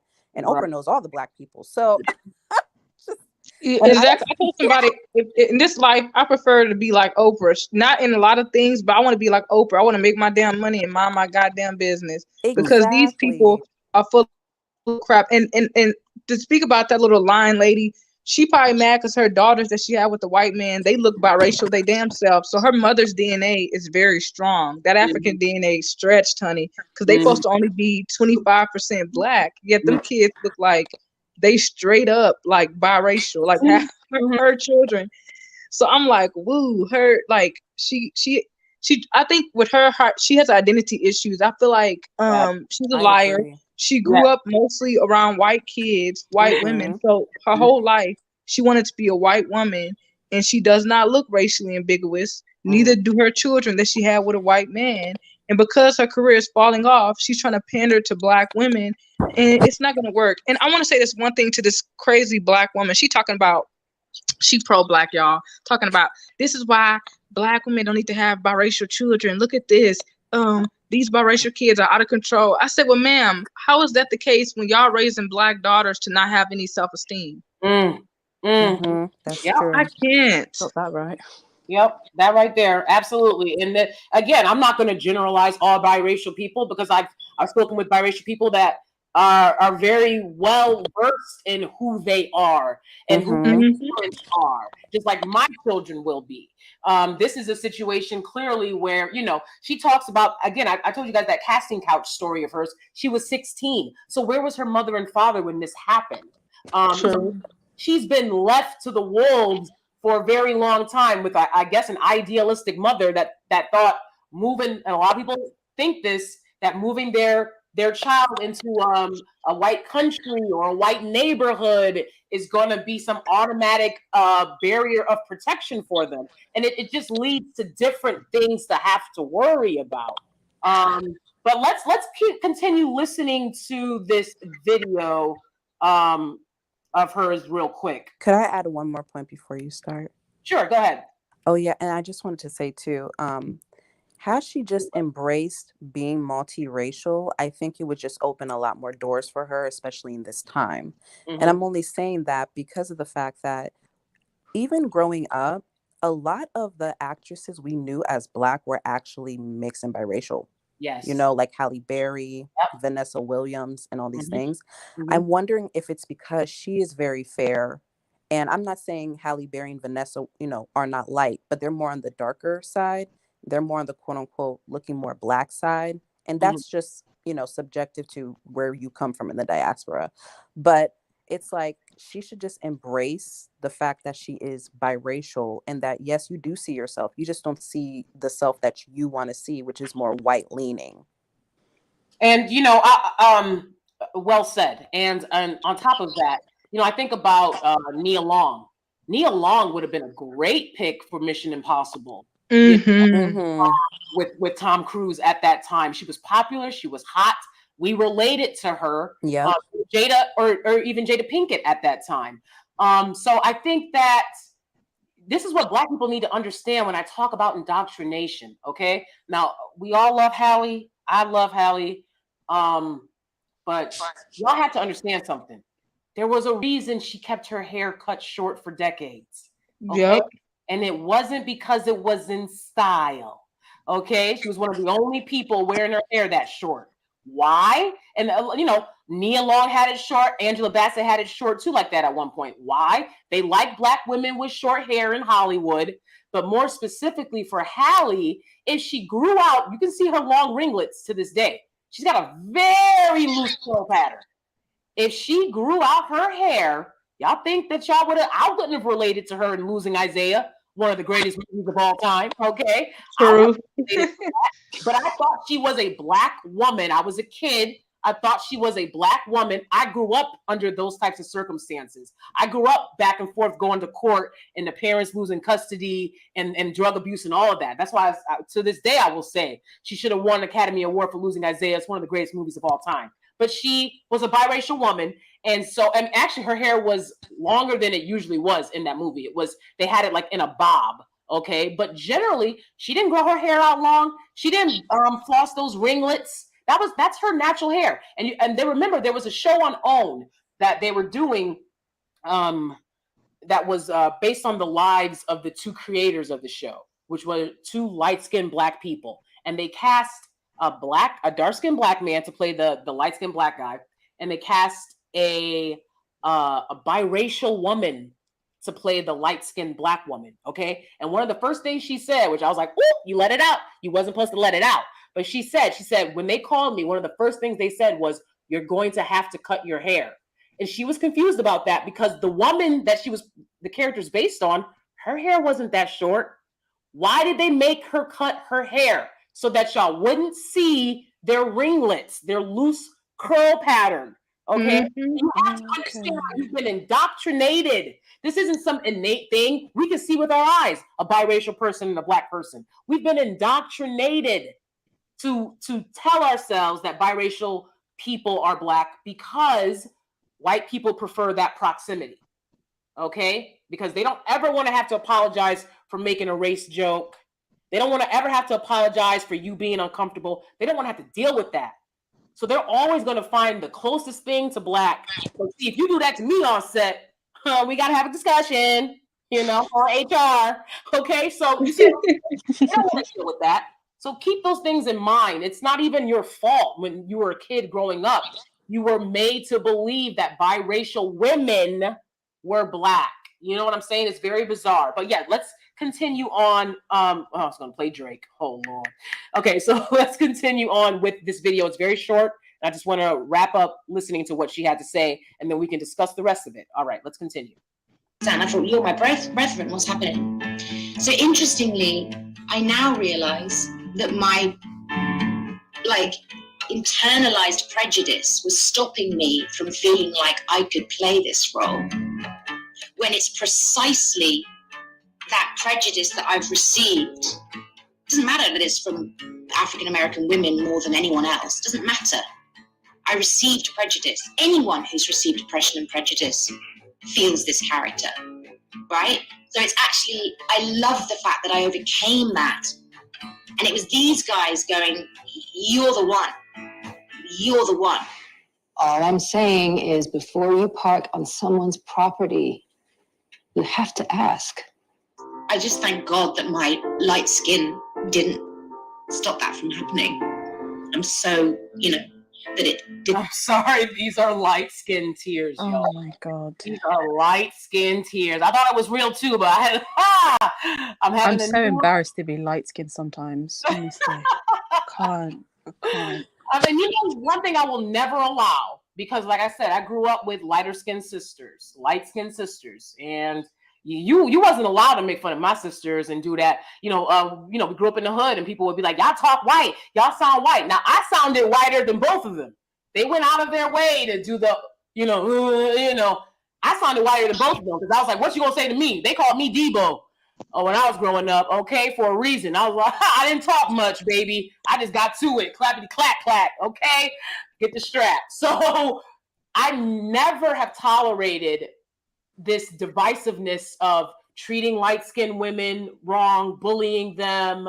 I completely can see how the Black community pedestalizes lighter-skinned and biracial people while at the same time making things very difficult for them. And it's either one or the other, and I always hated the way people treated my lighter skinned sisters. I was always like, who y'all think you're talking to? Like, what, like, and so what? If they sound white, then they sound white. What's up? Let's get it popping. I don't do a lot of talking. You know what I'm saying? It's like, well, who you think you're talking to? I know you're talking to my sister. You know what I'm saying? So it's like, I will never support, being mean to lighter skinned people because they have light skin. That's ridiculous. And women that do that need to understand that you're not mad at these women. You're not mad at these light skinned biracial women. You're mad at these men for preferring and choosing them. And that is one of the reasons why I tell Black women you need to open up your options and open up your eyes. Because if you knew that you had the same options available that these dudes have, you wouldn't feel that way, baby. Exactly. Right. Yeah. I never hate on a light-skinned chick. Never. Because I knew immediately by middle school, I was like, okay, well, you don't want it. Others do. And then as soon as you go that other way, here they come. You gonna do it then? I don't wait for a fool, baby. Okay? The options are on the table. So let's just finish up real quick. She got 30 more seconds of these tears. Was more pain. Sorry, I hadn't actually made that connection before for me as a woman, that one of the reasons why it's so painful to be distrusted by African American women, darker skin than me, and they look like my mum, and I love her more than anything.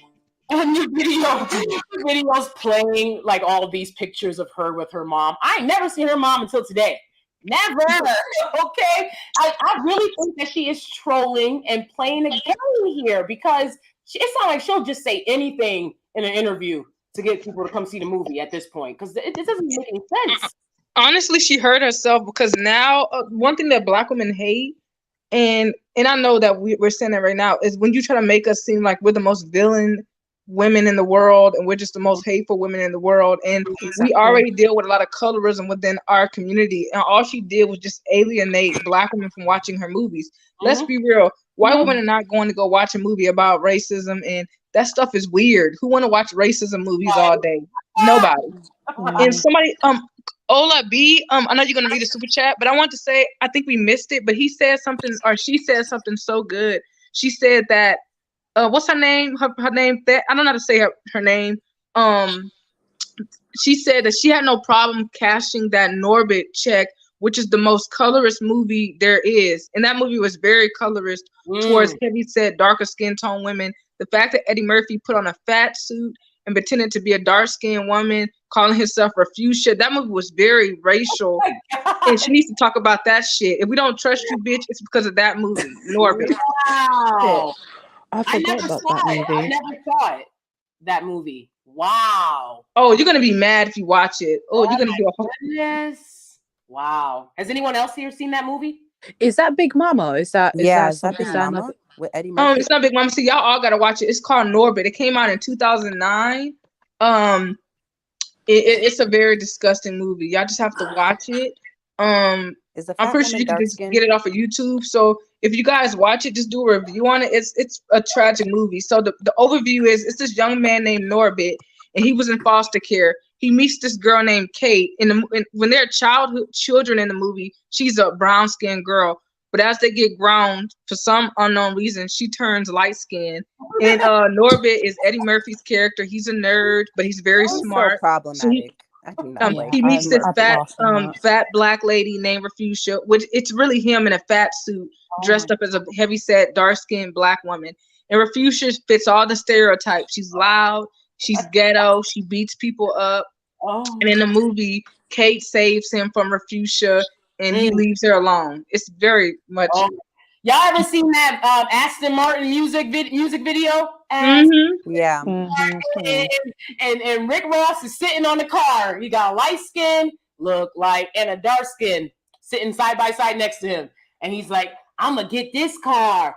And the dark skinned girl goes, you ain't gonna never get that car, Rick. And it's just like a little girl, just little kids. And the light skinned girl goes, you're gonna get that car one day, you know. And then he like chooses her when he breaks out of prison to be like his love interest. It is the most like ridiculous. Like they do this all the time and perpetuate that, especially these colorist males with mics.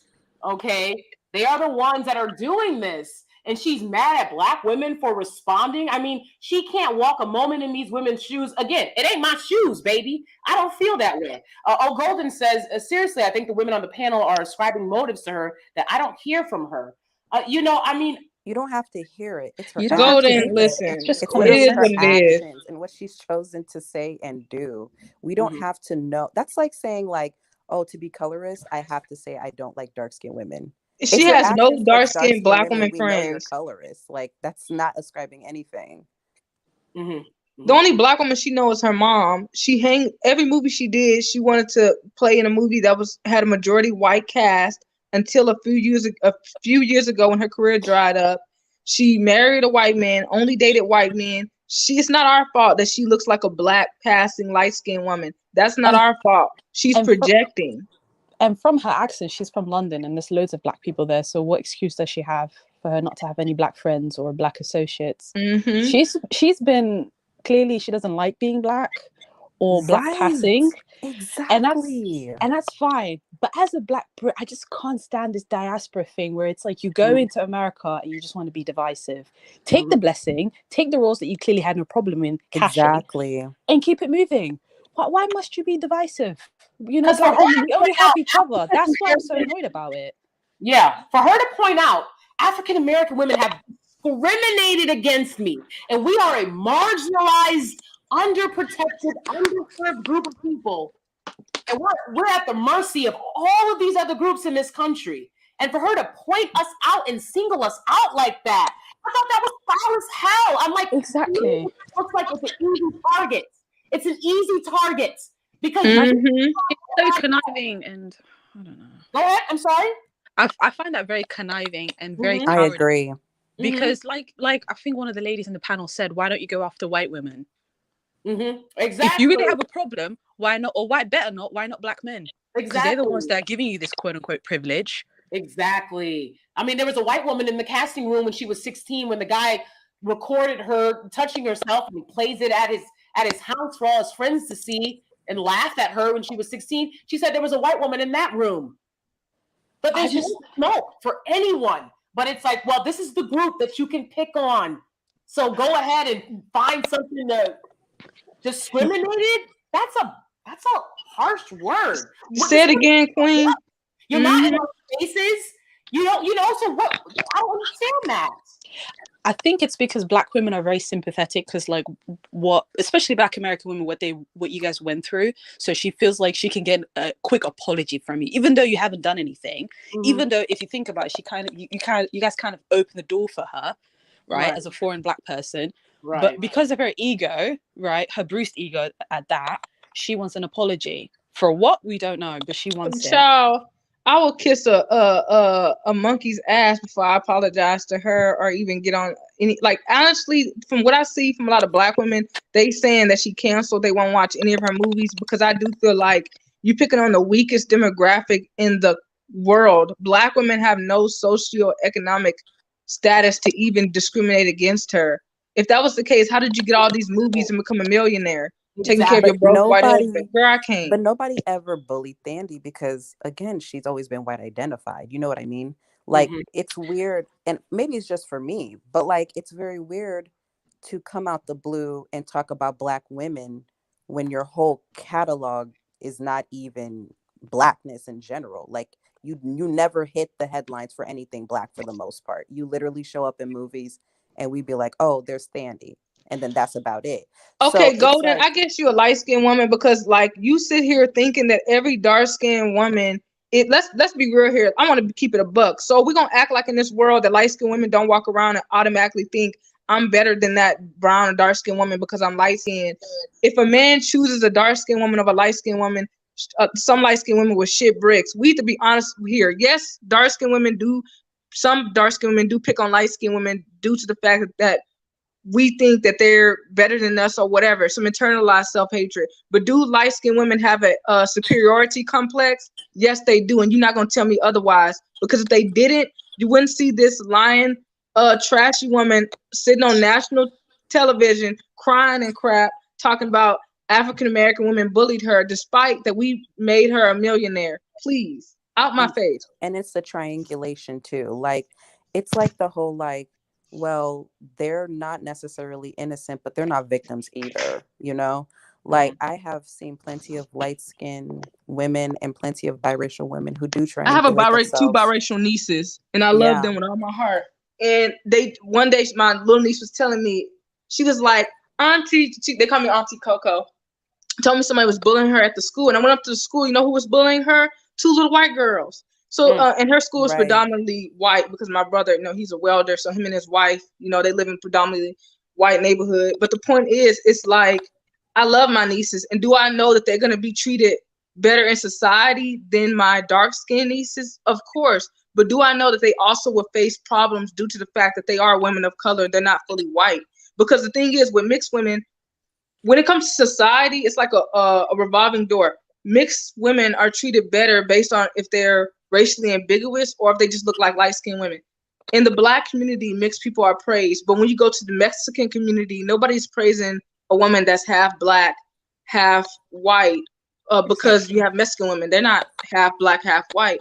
And in the Asian community, white community, Mexican community, they praise the white standard of beauty. Mixed people are not uplifted. Only in the Black community are they uplifted.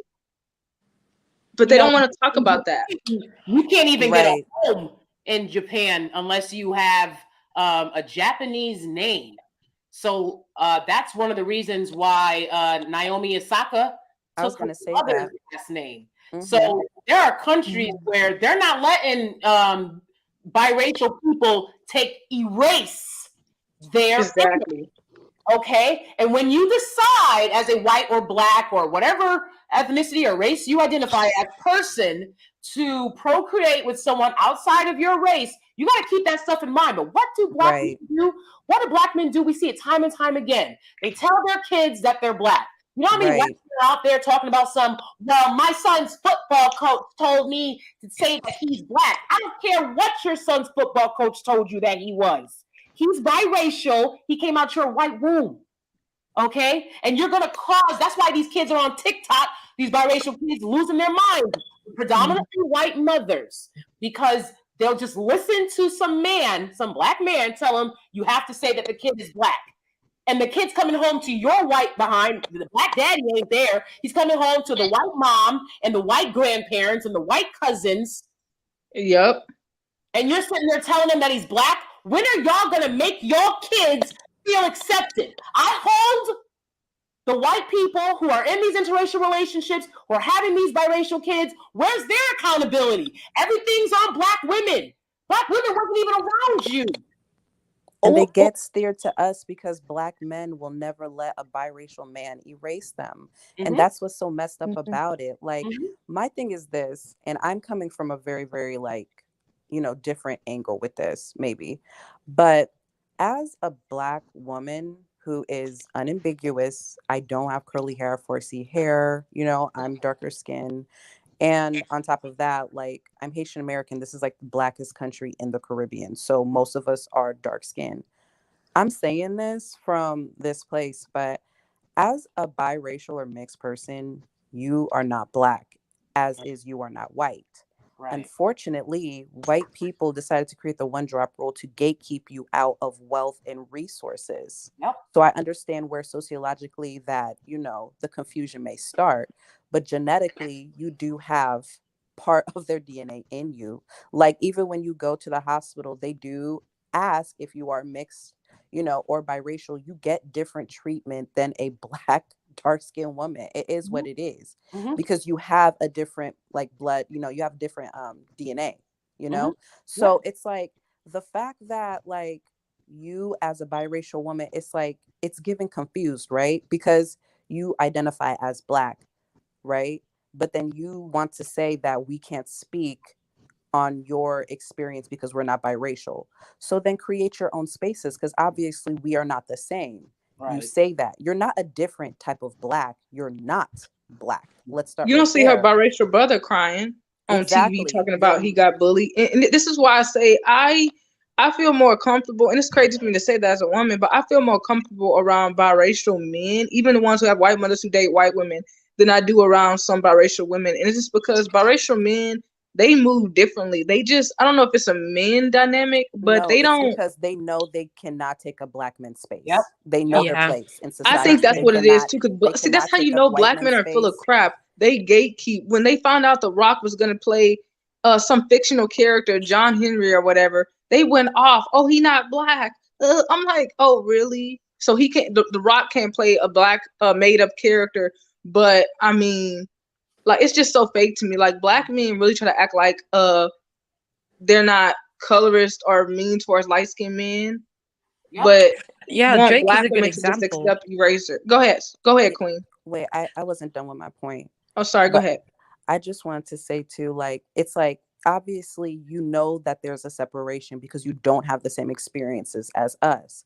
So it's better to create your own space and embrace your multiracial or biracial identity. You're not a different type of Black. Like, where in the diaspora can you go, especially in the Caribbean and Africa? Can you tell those people, oh, I'm different than you because I am mixed with European blood? They're going to look at you like you're crazy. Like, where? Like, what are you talking about? That doesn't even make sense. It's not because you're a different type of Black. It's because you're not that. You're half Black and half white. Like, yes, it's deeply saddening that white people put y'all in a chokehold with that nonsense. And that's the reason why it's your job to fight back. You know, like, why do Black people, especially Black women, have to sit here and keep arguing with you about stuff that obviously not only is relevant, but is true? Like, I can't identify with your experience, therefore I can't tell you how to be. But at the same time, as a Black woman, I can tell you that no, you are not me and you are not Black, because I, come from the community or the collective that sought to accept you. I get to make that call. You do not, obviously, and you know that. That's why it's like, oh, well, you know, I just feel like you don't understand because you're not biracial, right? So you can see the difference, right? There's no biracial Black, there's no biracial white. There's just biracial people who can present themselves as white, which I personally have two friends who do, and they will tell you straight up they have white privilege. Like, they don't even look like they have a Black parent. And I've also seen the other side of being biracial and mixed, in which they do have to present as Black, or, you know, when they're mixed or even like phenotypically have anything Black, they just have to say that they're Black, because white people will be like, no, you're not one of us, period, you know? And I get that, but that's like the time when you're so identity and create your own space and fight back against, those things that are keeping you, because you're letting white people dictate that and then blaming it on Black people because we're the more vulnerable population. Yep. And Yep. it's not really fair. You know Yep. what I mean? But they Yep. take it as like bullying. It's not bullying. You're not us. Right. Like, you literally I- tell us every day we don't experience what you experience. So what do you Yeah. expect us to do? Just create your Right. own space. It's very simple. Right. I mean, so I have to disagree with you. I think it's kind of our fault because we keep accepting these biracial women, even though we don't even produce the mixed women basically that represent us. Mm-hmm. And I feel like it's a level of entitlement, to be honest with you. And this is coming from a light-skinned Black woman. And I do believe there's a difference between light-skinned Black people that come from two sets of Black parents and light-skinned Black people that are mixed. I do believe that. I'm sorry to say that, but it's just true. A lot of people. Amzi, that you feel biracial people are Black. No, I don't think they're Black. Okay. I think they're mixed because I'm light-skinned, but I'm not mixed. Mm-hmm. Okay. And you can tell, I'm sorry, it sounds rude, but you can tell the difference between a Black person that's just light-skinned and a mixed person. Yeah. You just can. Do you agree with Black Widow Rowe? What did she say? I'm sorry. Yeah, I said that when it comes to biracial and mixed women, right? Oh, I think it's our fault because not us in the panel, but I've noticed specifically with us Black women, we accept them too quickly. Where Black men, they gatekeep. Like people like Drake, people like J. Cole, yeah, they're quote unquote Black men, but they're kind of on the side. And then you have all these fully non-racially ambiguous Black men that represent Black men. And that's even in acting as well and in sports. But when it comes to us, it's like, oh, like again, because we go through so much, we're so sympathetic, we don't gatekeep.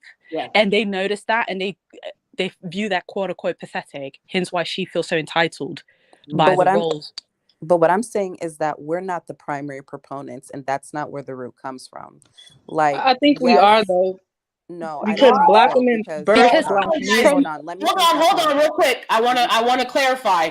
So Black Widow Rowe is saying that Black men who are statistically the majority of biracial people in this country, because you guys got to understand, Black Manosphere is not going to tell you this. Tikmisha Sphere is not going to tell you this. They pretend that Black men, who are the largest people interracial dating in America, probably in the world, they pretend that doesn't happen. But the majority of biracial people in America are the result of a Black man and a white woman. And Black Widow Rowe is saying that this is Black men's fault, and Lace Coco and Amzi, you both are saying it's Black women's fault for allowing it to be this way. No, I think you misunderstand. I think it's our fault that we accept mixed race women as Black women. That's right, our fault. But that would not solve the problem of them. I think it's both. Spaces. I'm African American. Let's Amzi go, and then Lady Coco, and then we'll go back to you, Black Widow Rowe. Go ahead. I think it's our fault that we accept them. Mm-hmm. Right? Because there's been several occasions where mixed race women want to bring their non-Black moms into Black women only spaces. And we quote unquote feel compelled to include them. There was like this one episode that happened in Love and Hip Hop where this one woman that's Blasian was really annoyed by another mixed woman, but she's Black passing, and she wanted to make a whole Black woman retreat, and the Blasian chick felt very offended because her non-Black friend that has Black quote unquote Black kids, they're not Black but they're mixed, she wasn't allowed to go because she's not Black, right? But then again, it's like, where do both these mixed race women have the, I don't want to say audacity, but the confidence to speak behalf of about fully Black women, basically, because they both come from non-Black mothers. So again, why do you feel compelled to talk and advocate for a womb that you don't come out of? Yes. I feel like we're too nice. Yeah. I'm sorry, but we're too nice. Black men would never tolerate this from mixed race sons that they created, by the way. They would never. But we do, and I think it's because we're just so nice, and also we don't want to be viewed aggressive or bitter or quote unquote the mad Black woman, so we kind of tolerate it. And I think a lot of these mixed race women know that, and they like to step on our head and cry and accuse us of being mean, even though we're overly nice. Yeah. And I think that's our fault. I think we need to, like, you're damned if you do, you're damned if you don't. I think we need to start gatekeeping. And I think even light-skinned Black women should start gatekeeping with mixed women, because you have women like Danie that aren't even, she's not even Black. She's in light-skinned Black women's spaces. Why? Making divisive tracks. Why? So I think it trickles down to us not gatekeeping because we don't want to be viewed as an angry Black woman. But we're, like I said, it's a loose situation, so we might as well have our space for ourselves. That's what I'm trying to say. Yeah. Sorry if it conveyed wrong or whatever. No, thank you. Thank you for clarifying. Lace Coco, what do you say? Yeah, hey guys. Okay, I'm African American. I've been African American my whole life. I grew up in the urban area. I grew up in the hood. So my opinion is very different from what so many Black men in the hood are very colorist. Okay, I grew up a skinny Black girl, and it was always like, why you got the nerve to be dark skinned and then you built like a white woman? Where your booty at? Stuff like that. And my whole point is, Black women do uphold, put light skinned women on a pedestal. I remember last year I got cussed out by a dark skinned Black woman because I said Kamala Harris is not Black. And you know what this lady told me? She is Black. And I told her this, and dark skinned will cuss you out when you say this. I said, if a white woman can give birth to a Black child, then what is the point of you? You are worth nothing if another woman can give birth to a Black child. What are you here for? What is your purpose? One thing the Ku Klux Klan knows is that it takes a white woman and a white man to create a white child. So until Black women understand that only your womb can create a Black child, then there's nothing else to say. It's like we do uphold colorism, and I see dark-skinned women always say, calling other dark-skinned women ugly when they got the same features. It's like, what the hell? I think that the Black community as a whole upholds the white standard of beauty, Black men and women, and Black mothers raise their Black sons to have no respect for Black girls or women. Yes. When you think of what Black men say when they praise the dark skinned women they like to surround themselves with is they mama, they grandma. They don't even like they Black sisters. Look how Kobe treated his Black sisters and his Black mother. I can't stand his ass. And you had Black women crying, cussing out Gayle King for Kobe Bryant, a man that didn't even like Black people. Hell, he didn't even like Black men. He was a Black man. Ain't that about a bitch? I'm just saying. That's all I gotta say. Thank you, Lace Coco. And Black Widow Roll, back to you. So what do you have to say to those 2 points? Yes, so I agree. So I don't want what I have to say to be misconstrued. I'm talking about the root of the problem, right? The root of the problem was the one-drop rule. Where I'm coming from is the fact that here in the United States, the gatekeeper of the media and image for Black women is Black men, period. Like most of the Black producers are Black men. Even if Black women, and I'm not saying we should not push our image and, brand ourselves and gatekeep our image. Of course we should, right? But there's very much a statute of limitations when most of the producers are Black men, as we can see. It's very hard to push a dark-skinned woman's image, much less put her in literally a movie where she's seen as desirable no matter how beautiful she is, or making her the love interest. Like most of the pushing of the image I've seen is on social media, which is a good thing, right? Because now it can be global, blah, blah, blah, blah, blah. But it's very difficult, to put her in the music or put her in the movies because of that. The reason why I said that mixed and biracial people must create their own space and target primarily that one-drop rule, even if we were to gatekeep, right? That would help us, but then we would still be pushed back to like the start, because Black men will always put the preference in which they love and which they sexually desire above you. And the fact that they're gatekeeping the image, right, which is our image, the fact that they have more control over our image than we do, we will always have to deal with the fact that biracial and mixed women, and hell, even white women, are playing our parts, you know what I mean, and are presenting us. Black men don't have to deal with that because they can control and gatekeep their image, obviously, because they control most of the media, Black media. And then also they do get to call the shots on who portrays our media. Like There was a movie, I'm trying to remember, but I remember when they pulled up the person who casted her, it was a mixed woman.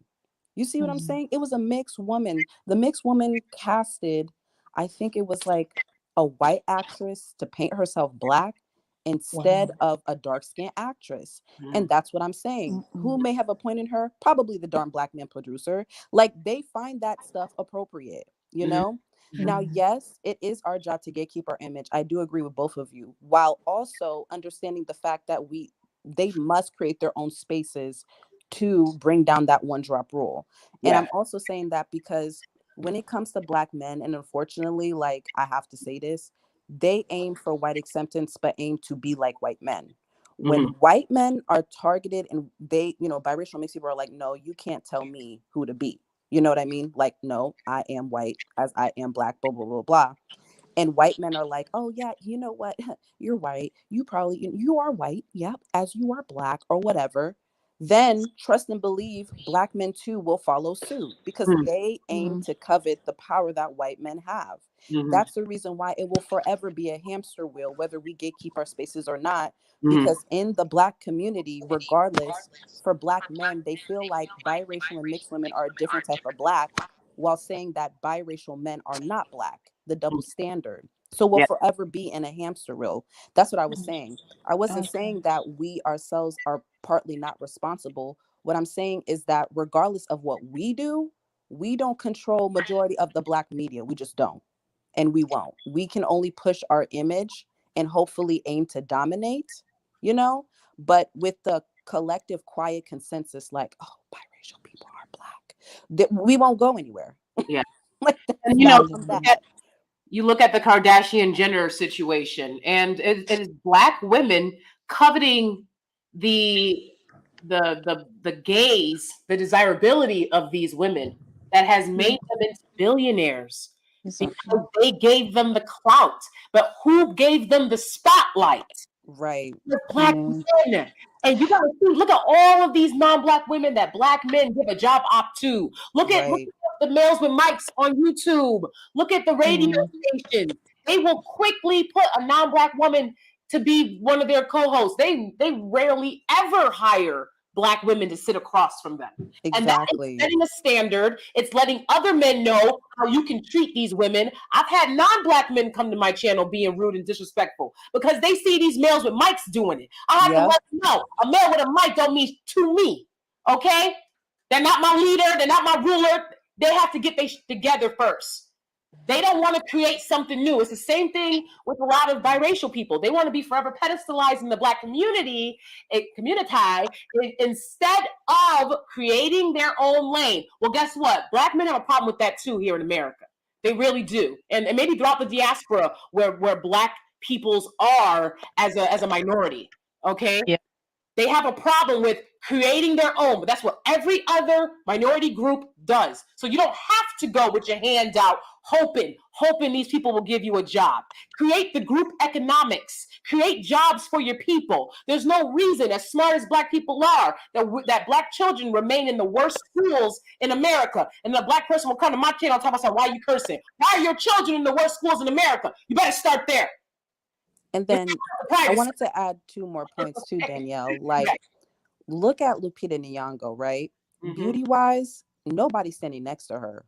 Non-black or black, period. Most can't sit next to the girl. I'm sorry, but it is what it is. And I'm not saying that because she's dark skinned. I'm saying that because we all know facial symmetry makes beauty, period. And look at the way that they treat her.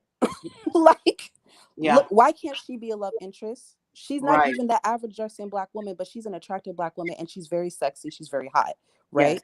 Yes. So it's like, that's what I'm talking about. Tyler Perry, where's her part? You know what I mean? And even if Tyler Perry would have cast her, he'd probably put her in a bullshit role that's so beneath her. And that's what I'm saying. Like, it's just like, why is it that we, like, the onus is on us as black women to literally solve and undo a problem that literally was not our fault and not our doing, knowing darn well that all that would happen would black men put the shackles right the fuck back on. Like, they would literally put the shackles back on. Like, it is what it is. And I do want to address this comment by Danielle Marie. I have seen your comments in the chat box. I didn't want to address it because that's just not the type of person I am. But since it's up here, I don't really respect the fact that you lack a lot of nuance and you're not sensitive to the feelings of dark-skinned women experiencing colorism. Um, can you really sit here and act like envy or jealousy will not be experienced by a dark-skinned woman when dark-skinned women have often been triangulated against light-skinned and biracial women for literally centuries, decades, right? Because of the history that we have, and also currently. Like, I don't understand what is the point of bringing that up 24/7. It's definitely giving, I'm trying to exalt myself above dark-skinned women, and it's giving light-skinned women tears. Second, again, I want to mention this. It's the fact that you as a light-skinned, either Black woman or biracial woman, you identify as Black, I'm assuming. How can you not see that in the Black community amongst Black women and understand where that could be coming from? I feel like if you want to identify as Black, and as a Black woman, I would think that you would at least understand the plight of dark-skinned Black women and be a little bit more sensitive to that. Hence, whatever you have been through, because you do experience the privilege that comes with being lighter skinned and having that proximity to whiteness. So I would appreciate if you, stop continuously mentioning the jealousy and the envy, because oftentimes I've seen that that's just another way to victimize yourself, because we all know light skin and biracial women do not experience nowhere near the amount of violence. And by violence, I don't mean just physical, I mean mental and emotional violence that dark-skinned women experience. And that's just that on that. There's too much data out there to even have that debate or conversation. Like, you can go look that up yourself. Exactly. Well said. And, you look at Black maternal mortality rates, and these are largely dark-skinned Black women that are losing their lives in these hospitals. So, I mean, when we talk about colorism, I want to make it very clear. There are no both ways. There are no two sides of the street with it.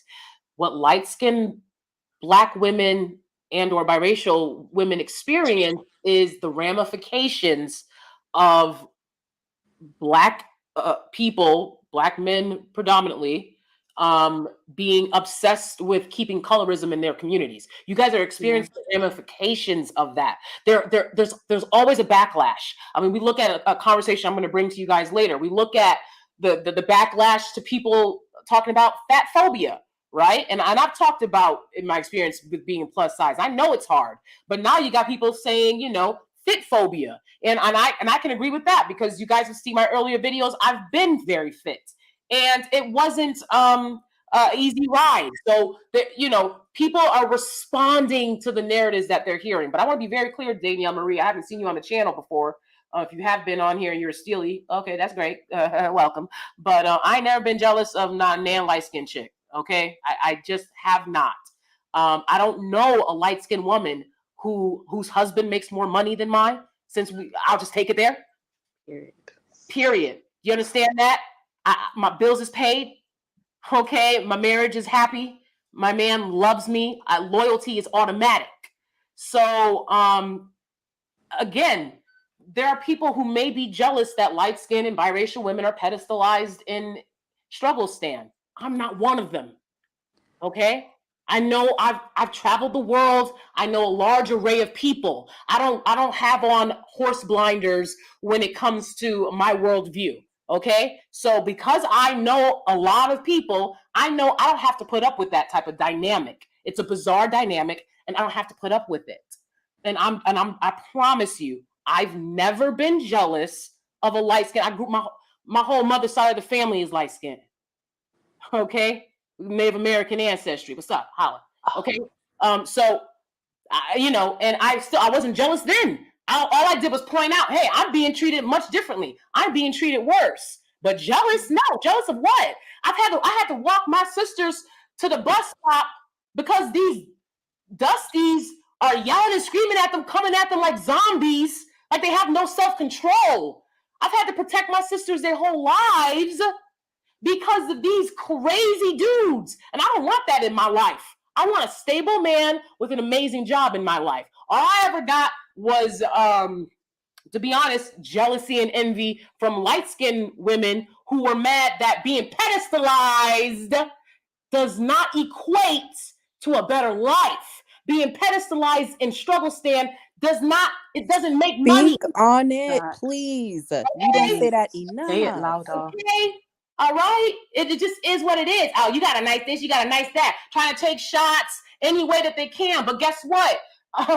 The money's here. Okay. And I wasn't looking for somebody to make a bunch of money, but I'm gonna be very clear. My husband makes very good money. My husband takes very good care of me. I wouldn't want to be pedestalized in struggle stand over having a good man. Okay. So, but maybe that's your experience. I don't know who you're hanging out with.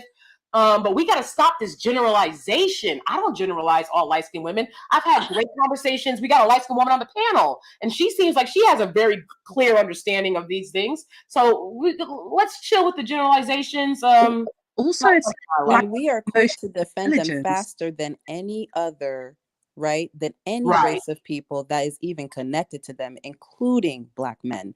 Like, I don't understand how, as dark-skinned Black women, you can't no, I'm sorry. I don't understand how, as a light-skinned or biracial Black women, you don't even understand even the stinking self-esteem that most of you have come from a Black woman, because you know there is no currency associating with your other side because they don't accept you as them. Second, if you don't want to adhere to the desires of a Black man, then you too get thrown under the bus with the rest of us. So I don't understand how you can sit here when we are the demographic of women that do primarily protect you, even when there was no, like, the relationship's not even reciprocal. Like, it's really bizarre. And then to what Danielle said, like, that is very true. Like, even when, because me personally, I date interracially, right? Even when you see how, like, for example, like, my boyfriend's white, even when you see as you go to the white side, like, white women even themselves tend to try to triangulate themselves against me. Like, they get really shocked when they find out that my boyfriend has a Black woman, as a girlfriend, especially since, I'm not, light skin or mixed or anything like that. So they think that's a threat because it's like no white woman ever thinks that a Black woman is quote unquote competition for her. You see what I'm saying? Especially when you get a good white man, they're like, what is she doing here? You know what I mean? And so it's like, for light skinned and biracial women to be like, oh, well, I just feel like that. First of all, no shade. I don't want to be the preference of a Black man. That's a whole different conversation for another day. I don't care for that. Second, it's like, if you want to be there, that's fine. Competition's competition at the end of the day. You're always going to, I would hope you would always go with the man that actually desires you the most and who treats you well, but you are triangulating yourself against me for men I don't even care for or want. Right. So it's like, there's no point, especially since you want to be a part of the demographic that accepts you and, let's be real, gives you most of your identity. This is bizarre. Like, I can't even say how laughable it is, because you're not going to create your own space, like I said. And then also, you're not really going to handle the problem by targeting and going against the one drop rule. So what is it exactly more labor do dark skinned women need to do? And that's no more labor, period. But also, I would like to add that it just shows lack of emotional intelligence. Like, how old are you to be talking like that? Right. I'm sorry to say that, but like, at what age will you realize that it doesn't do anything for you? This when will you? Also, like you said, it's not really a badge of honor for the poorest group of men to fancy you. I tell you that much. You're not going to get much out of it. You're just not. And it's like, what's the meaning of that? I'm really curious, because I got several carats on my hand right now, and that's just the engagement ring. Jealous of what? Whenever we go on vacation, I don't see y'all there. Can they get a bit more creative? Because this is like, when I go on vacation, y'all not in the 5-star restaurants. Y'all not in the Michelin restaurants. You know how many light-skinned women I had to pay for their meal? I had to pay for their groceries because they want to stay in struggle stand. Y'all gotta cut that shit out. I'm sorry, who telling you that? Y'all looking at the wrong, not on DanieSteel, not the purple print. Come on now. Ain't nobody here, ain't no Steely here jealous of no woman because she's not a deeply melanated woman. I have empathy for I have sympathy for you in your situation. You know, it doesn't help with the aging process. You know what I'm saying? When I go on vacation, you know, I don't have to worry about sunburns, things like that. But I don't know what you mean. I really don't. And maybe that's some years of being truly divested from bullshit. Maybe it's from that. I have no idea what you're talking about. I don't. So y'all can cut that shit the fuck out, okay? Because all I ever done is try to help y'all out. Okay, Jesus Christ. There are biracial people darker than some fully black people, and you say we aren't black. Oh, look, if you're black, your black skin and embodying the experience of blackness are two different things. And this is exactly what I'm talking about when I say y'all are confused. If you have to fight for your blackness, then you're not really black, like you're doing in this comment. I'm not trying to be harsh. Hello. It's just ridiculous. She's really trolling. This is topic. Girl, you're off topic. I'm trying to be rude, like, but I'm from Ethiopia and I'm quite light. I'm like the same complexion as Rihanna, but you don't see me sitting here fighting with women that are slightly darker than me because I know I'm black. Right. So clearly you need to do some self-love. Yep. Right, whoever you are. Because for you to sit here and fight with women that aren't even interested at the demographic that the men that you're talking about really shows how insecure you are. I hope you do some self-growth, some mindfulness is quite good. I'll pray for you because clearly you need some God in your life. Also, it's just like really, you know, we're having a really constructive conversation, and instead of you learning something and reflecting on your life like I've been doing in these Divestors channels, you want to sit here and be divisive. It's like you're not even learning, you don't even care. So why are you even here? Right. Like, just because, like, I think too it's the centering of dark-skinned black women and also black women who are unambiguous, right? Like, it gets them upset because they're used to black women giving their neck as a footstool to validate them because of that aspiration that, okay, if I validate them, you know, black men will, you know, like me. And no offense, but a lot of us don't have that. Like, honestly, I'm gonna be real. Most black women that I know, whether they're divested or not, do not want to have any proximity to whiteness or be white women. They just don't. We don't really feel that way. And the way we interpret white supremacy is very different, you know? And so the fact that, like, you keep trying to sit here, and that's why I'm thinking it's giving undertones of triangulation. Like, every single time you, like, they mention their experience, it's always like, well, they were jealous, they were envious, a lot of y'all are jealous, a lot of you are envious. It's because you want validation, because you know you're not validated anywhere else. And I get that, but you need to unpack that, you know? That's what I'm saying. Like, yeah, it's very confusing that the same, you know, community that, you know, mostly gave you your identity and probably your self-esteem, because who else will put the words to it? Nobody else will do that. Nobody else is going to put in that labor or effort to do that, right? Is the same ones where you probably experience a lot of your pain because of the triangulation, right? Amongst us as black women. I get that. But at the same time, right, what you're not going to do is try to get me to bend over backwards and be a footstool for you to exalt yourself above me. Like, that's just weird. Like, what other woman will ever do that? And that's the reason why it's really giving, taking up space and really trying to how do you call it, dismiss and invalidate dark-skinned women's experience. Like, we don't have to do that. And maybe you're not used to that. Get it? You're not, you know, we're in a new time now. Like, dark-skinned women aren't taking that. So they're not used to seeing that. But at the same time, it's a new day and age, and you're just gonna have to get over it. Yeah. That one person just said something that's so funny, and I use that saying too. How she said at the bottom, she said, "There's Indian people darker than me. Are they now black?" Question at Danie. I agree, because I've had Indian friends, and they can be melanated. That's why I tell people dark skin is not just black people. There's a huge colorism problem in India. I mean, I want to say amongst the Asian diaspora. Lighter, closer to white is considered better. So you can't tell me that colorism is in dark-skinned black women's head when Asian women have the same issues. And that's why I say, like, if anything, if black women were to have friends of another ethnicity, the main people we can connect with are Asian women, like darker skinned women, because my darker skinned Asian friend, we talk about, her name is Abby. We talk about so much stuff and I relate, but the only thing that's different is this. Dark skinned Asian men do not put their women down for the world to see. Now, they might have colorism issues, but they would still date a dark skinned Asian woman before they go with a white woman because they know that's passing on their legacy. Like, that's what I'm saying. It's so weird. And also, dark skinned Asian women are not like black women holding on to Asian men.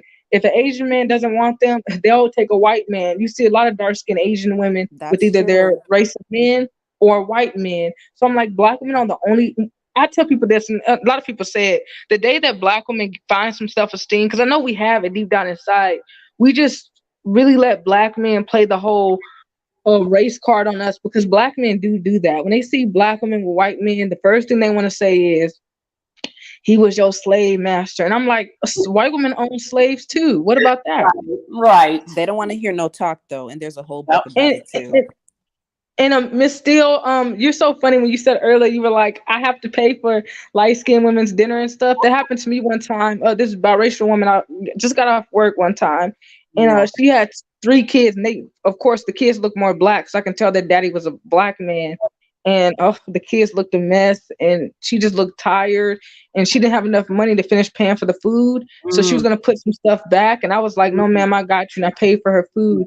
And that's what I'm saying. Like, I know so many mixed women that are baby mamas, and of course dark skinned women are baby mamas too. But the point is, the face of the baby mama culture is shifting. More millennials and Generation Z and Alpha black women are not having kids like that. A lot of people don't know that. Right. So many black women that are entering college are deciding not to have kids. Or either not before marriage, or they're not having children. So the face of baby mamahood is becoming white women who date interracially, and of course these biracial women who have white mothers. Exactly. And you know, these other groups too, these other POC groups, you'll notice oh yeah, I was gonna say white people in their group, like white Asians and white Indians, and when I say white, I mean the fair skin, right? Fair skin Asians, fair skin Indians, fair skin Hispanics. You don't see them going back and forth with darker skin Latinos and darker skin Asians and Indians talking about something. It goes both ways. It goes both ways, because you sure don't. Exactly. It does not. Statistically, if you travel to these countries, the neighborhoods you can't go to are filled with the indigenous, darker skinned peoples of those nations. And it is the people with the lighter skin who get the privileges there. Period. Fucking period. Okay? They don't come online pretending. Only when it comes to black people will you have the biracial people come in and say, well, it goes both ways because y'all jealous of me. I've never seen an Asian or Indian or a Latina woman telling a darker skinned woman of their ethnicity or race, it goes both ways, you're jealous of me. These people are literally in neighborhoods with no water, no opportunities, because the colorism is so stark in these communities. But y'all want to sit and pretend like that's not the case here in America, where the people were formerly enslaved. I mean, come on. And you know, Danielle says, I'm biracial and darker than half of my fully black family members, but you won't consider me black. LMAO, sure. Is that her real picture? Because she doesn't look, I mean, she looks like a... She looks racially what is she talking about? I think she's a troll, to be honest with you. Yeah, she's trolling. Because it's like, girl, I mean, she's not a racially ambiguous light-skinned woman, but she looks just like the woman that was crying, Thandiwe Newton, whatever her name is, crying because they just, they not racially ambiguous like Meghan Markle. Right, this is the real thing. When biracial women look like Meghan Markle, they tend to... No, go ahead. Sorry, I didn't mean to cut you off. I have to leave the chat. It's nice talking to you. No, go ahead. I'll just listen. No, I've worked, so I have to leave. Thank you for being here. It's nice. Thank you for having me. I'll definitely be listening. Yeah. Okay, great. I'll see you next time. See you next time. Bye. Bye. See you next time. Bye, girlie. Bye. She's just crying because she's not racially ambiguous like Meghan Markle. That's not our fault, ma'am. Wow. Take it up with your pappy and your mommy. Wow. Not our fault. But I don't really want to use racially ambiguous, right? Because even amongst like mixed and biracial people, they know they are on a spectrum, you know. That's why I'm saying like there's more black leaning and then there's like more white leaning. depending on what phenotype that they have. Mhm. But it's just about too the fact that like just because you have black skin, right? Race being a construct, like that does not mean that you embody the sociological aspects of what it is to be black. Right. And that's why I was like getting at when I said they need to unpack that for themselves. It's not a dark skinned woman's plight or job to do the work for you, especially since literally there's so much information out there on YouTube Mhm. in which dark skinned women talk about their experiences. You do not experience that. Even like mixed women or biracial women as dark as Yara Shahidi. I'm sorry if I mispronounced her name. Yara Shahidi. She knows she doesn't even experience a dark skinned woman's plight, because even though she's darker, amongst like mixed and biracial people, she cannot embody the experience that we have. So that's why it's like the going back and forth is so pointless. Like it's really giving, you're trying to neg me to make me feel some type of way, and you're not going to get that out of me because I don't care. And on top of that, the issues that you have, because let's be real, I wanted to make a point off of what Danielle was saying. The reason being because biracial and light-skinned people, the reason that they no women, that they can't really do that to non-black women and stuff like that, and that non-black women don't really do that to their darker skin counterparts, is because of the fact all of them collectively know to be with a black man. And it's not something that is like, oh, like, yeah, I'm with a black man. They all take hits for that in every culture. It doesn't matter. You can go to the Latin culture. When you see a white Latin person with a black Latin person, it's looked down upon. You come to the black community, it's only us, right? Because we're black people. It's like, oh, okay, like, no, we need to do this. And now we have like this complex issue at hand. But you talk to non-black women, that's not a win. So for you to like sit here and try to triangulate me against a group of men that honestly there is no gain, no matter what culture you're in, they're looked down upon. I don't know what you're trying to get out of me with that. Like, in which place? Like, that's what I'm saying. You're chasing validation for the choices that you're making, because that's like the highest of the hierarchy you're gonna get. And it's not worth anything, because look at what you're fighting over. Like, I don't want to be a black woman that's fighting to be desired by black men in the club. Like, I got bigger issues to fry. I got bigger issues Miss to Steele, fry. Miss Steele, I want to ask you a question. So like, you know how like they did a study on like college graduates, and it was showing that a lot of like black women graduate. So I know you have your PhD or your master's. I think I remember you talking about it. Yeah, my And I master's. want to ask you your master's, yes, ma'am. So I want to ask you, like, how was it when your graduation class, when you looked across the room for the people that were going to graduate that year with you? What was the makeup? Like, how did they look? Did you see any black men? Like, how was it? Girl, there was one black guy in the program and he didn't make it. Honest, he didn't make it through the program, so he was removed. Because it's a strenuous level standard of performance at the master's level. And there were 2 biracial women and 3 black women when we started out. One of the other black women also didn't make it through with our class. So it was just me and another black woman and the 2 biracial women. And, and then everyone else was white or POC. See, and that's data at work. Data shows exactly that. That's the population that's in college. And that's what I was gonna say. That's what I asked you, because I'm currently I'm getting my bachelor's degree in criminal justice. So I was in class the other day, right? And I don't know when I'm gonna get my master's. I think my senior year is going it's not going rough, but it's just like but anyway. So I was sitting in class and I kind of like did a scan of the class. I don't know what made me do that, because I was listening to a video by Mahogany Pink. And so I looked around the class and I noticed there's no black men in my class. There's me and 2 other black women, and the rest are just white women and white men. And of course, when I say that, I'm talking about white Latinos and European white people. So I was like, damn, where are the black men? And when I walk around the college campus, I mean, there are some black men there, but they're like football players, and you know, I don't think they're gonna make it to their senior year, and it's just very interesting how not gonna make it to their.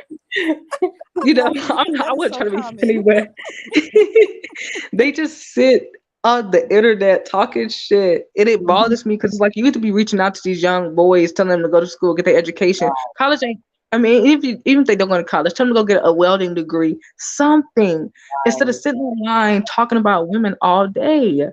And it just made me think. That's why I want to ask you. Cause I'm like, I know she has her master's degree. I want to ask her, how was her graduation class, and is it similar? And it's like, it's so crazy how many of the men in our community are not going to college. Hell, half of them don't even graduate high school, and if they do, they graduate and they're illiterate, because you know, a lot of urban areas, they just give you your high school diploma. And you know, it's crazy. you know, these you know, and I've been attacked in clubhouse rooms and on my YouTube channel when I first started it.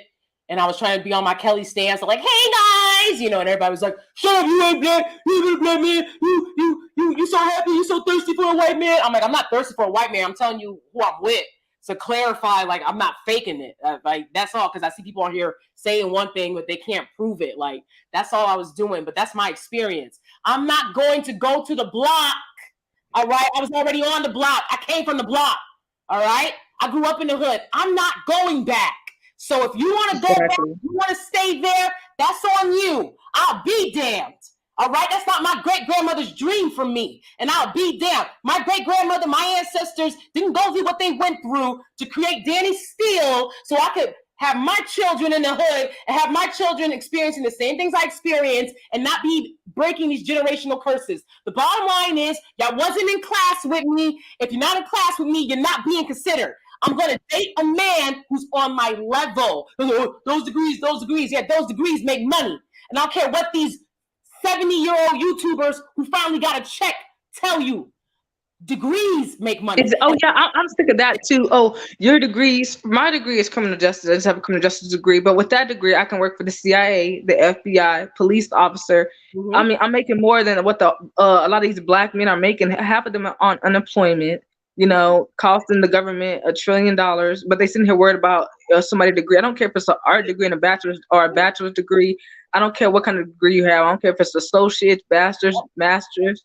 It's something. And so I'm like, I can't believe black women are really listening to them talking about your degree don't mean nothing. They only saying that because a lot of black women, once we get our degrees, we feel like I worked so hard for my degree. 4 years is no jokes. For some people, it's 5 or 6 years, depending on if you have kids or the financial means. So getting a degree is no joke. So when you do get it, it's like, now I got to work and pay off this debt for this degree and have to get a good job and internship. I'm not going to go get a bummy man that can't help me pay these bills or at all. So black men are mad because it automatically eliminates them from the dating pool of successful black women. Long gone are the days to where black women with money and resources go and date bums. You see how many black women went off on Rihanna for getting pregnant by A$AP Rocky? Well, she's another discussion for another day. She has a crazy history of dating colorist black men. And the thing about it too, they're also upset because it brings you more in proximity to the power they wish to attain, right? Because black men do seek, like I said, to be like white men. Like whoever gets closer first, they're already jealous of that said black person. I don't even understand how black men can even talk about degrees. Most of you don't even have a degree, so you can't be valuable and which one is not, period. Like you can't even sit at the table. You're not even there. You can't get in.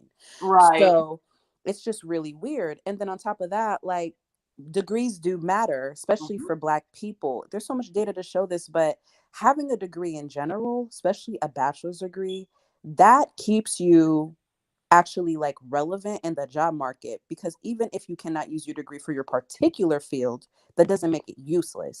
You can still move up if you be cross-functional and do another skill outside of your degree. The fact you have a degree, they're prone to look at your resume, hire you, and you're still able to move up when you have a degree. So yes, degrees will always matter for black people. Is that because, I don't mean to cut you off, but Miss Steele, the reason why I want to say, the reason what attracted me to your channel is that for me, I'm getting a little emotional, but for me, it was like when I first came to YouTube, it was like I felt that I didn't fit in anywhere. Because so many women, they either say, "Oh, I wasn't born in the hood, I wasn't born in the urban like areas," and because I was born in the hood, and I have 10 siblings. A lot of people don't know this. I have a lot of siblings, and I worked so hard, and I've been in school for 4.5 years, going on 5. But I'm finna graduate this year. Thank God I made it. But it was very hard for me because I didn't have like the financial backing. Like nobody understands having to work and go to school. Like I know some people do, but it's not easy having to work and go to school, and you have no family support. My dad is a trifling Black man. I tried to help him, and it's sad that a lot of Black parents rely on their barely adult children. I got him an apartment in my name. I was 19. I was working and going to college. This is before I got my associates, and he, didn't pay it at all. They were gonna put it on my credit, but I went there and I told the man, "Look, sir, I'm in school," and I showed him my paperwork that I was in school, my job, and the Mexican man told me, he said, "No, I'm gonna scrub this off your record." He was like, he said, "Promise me this." I said, "Yes, sir." He said, "Focus on yourself only. Stop trying to reach back to help other people that don't care about you. You only can help yourself and move forward." And from that day on, I moved forward, and I still have other stuff that I did for my dad, like light bill in my name that I have to pay, already in a little debt between my, financial aid debt, and then dealing with him. And it's like, I really resonated with you when you talked about foster care. And I remember being 3-4 years old in foster care after my mother stabbed my stepdad. He didn't die. She went to jail, got out, and married him. Ain't that about something? But I had to live with my paternal grandmother, and she died when I was 13. So I just it was so like hard, the push and pull. And when listening to you tell your story, I was like, this is a Black woman I resonate with. And to be honest, so many Black women can resonate with you, and your voice is so powerful because you don't sit on the internet and pretend. And so many of these women pretend like, oh, I grew up in a 2-parent household. I just had it perfect. And it's like, that's a lie. Most Black people, a few are not growing up impoverished, but many of us are. So I really resonated with you because you were so honest. Like you say what you say, and you say what you mean. And also a lot of things that drove me away from a lot of other YouTubers, females, is once they get a lot of subscribers, is they start talking to their subscribers disrespectful. They get all headed and they become disrespectful. Then all the beef with each other, that really just did something to me, and it just made me sad because I just felt like in this world, there's going to be a day where Black women come together as a collective to help each other. And I just really love your channel because you're so different. You don't talk about what everybody else talks about. You don't just constantly try to make us watch stuff that's going to make us depressed, because believe it or not, it's very depressing to hear you're not the option, or not even that, other Black women bullying other Black women. It's a hard thing, and I just love your channel. I know I'm ranting, but I'm just saying thank you for being the voice we needed on YouTube. It's been a long time since we had a Black woman that's clear-headed. And I also like Chrissy's channel. She talks about colorism, but I love your channel because you're just a good person. You always like my comments. I comment on all your stuff. I know it seems annoying. It's like every time I see you post, it's like, she posted. And I go and I comment. But the point is, thank you so much for always being positive and never like beefing with other women. Breath of fresh air. Thank you, Lace Coco. And you know what? I'm gonna keep it real with you. That you have really moved me with what you said, and I thank you so much for sharing that with me, because when I first started my channel, Black people were saying we're so tired of all the mess and all the foolery, and why don't we have rational voices out here? And I tried to be that rational voice. I curse a bit, I had to clarify I'm from the hood, but that doesn't mean that I haven't tried, and that doesn't mean that I haven't grown and I haven't manifested. I've done all of that, and you can do it too. And I got people telling me that I was boring. I've had Black women in this space. Look, I don't beef because, like I said, I don't beef like a lot of these. I don't do all that talk. You know what I'm saying? So I try to keep it. That's what I'm saying. I'm like, keep it gully, because if I go low, I'll go to hell. So People have thrown shade, but I try to keep it on a positive note. But I'm not afraid to go there because there are some content creators in this space that don't like my qualities because they don't have them, and they want to throw subs and things like that. And ladies, I'm here if you ever get the courage to add a. Okay, I'm here, but for y'all, I definitely try to keep this space positive consistently, even when that's not what sells, because you deserve it. I'm not going to make a bunch of videos about how they don't want you. They chose another non-black woman. Who gives a? All right. Look at this vacation I just took. That could be you. Open your options. The best way for y'all to solve this problem is to open your options. That is the best way. And I am here for the people from the hood, even though a lot of people from the hood don't want to come to my channel because they like not on that hood, whatever. Okay. I'm an interesting mix of a lot of things, but I'm here for them if they want to come on the channel and talk about solutions. All right, and really manifesting. Y'all following people, I've seen it. Cuss you out. But you think you're gonna get a good man when you sitting on somebody's channel for 2 hours waiting to speak, and when they finally let you speak, they cussing you out. And you think that you're gonna get a good man if you allow that from some random content creator? Hell to the nah. Hell to the nah.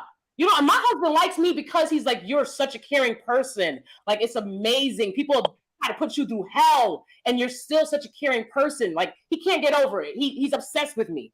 Okay. And that's what makes a man love you, is your perseverance over what you've been put through, Black woman. They can see it.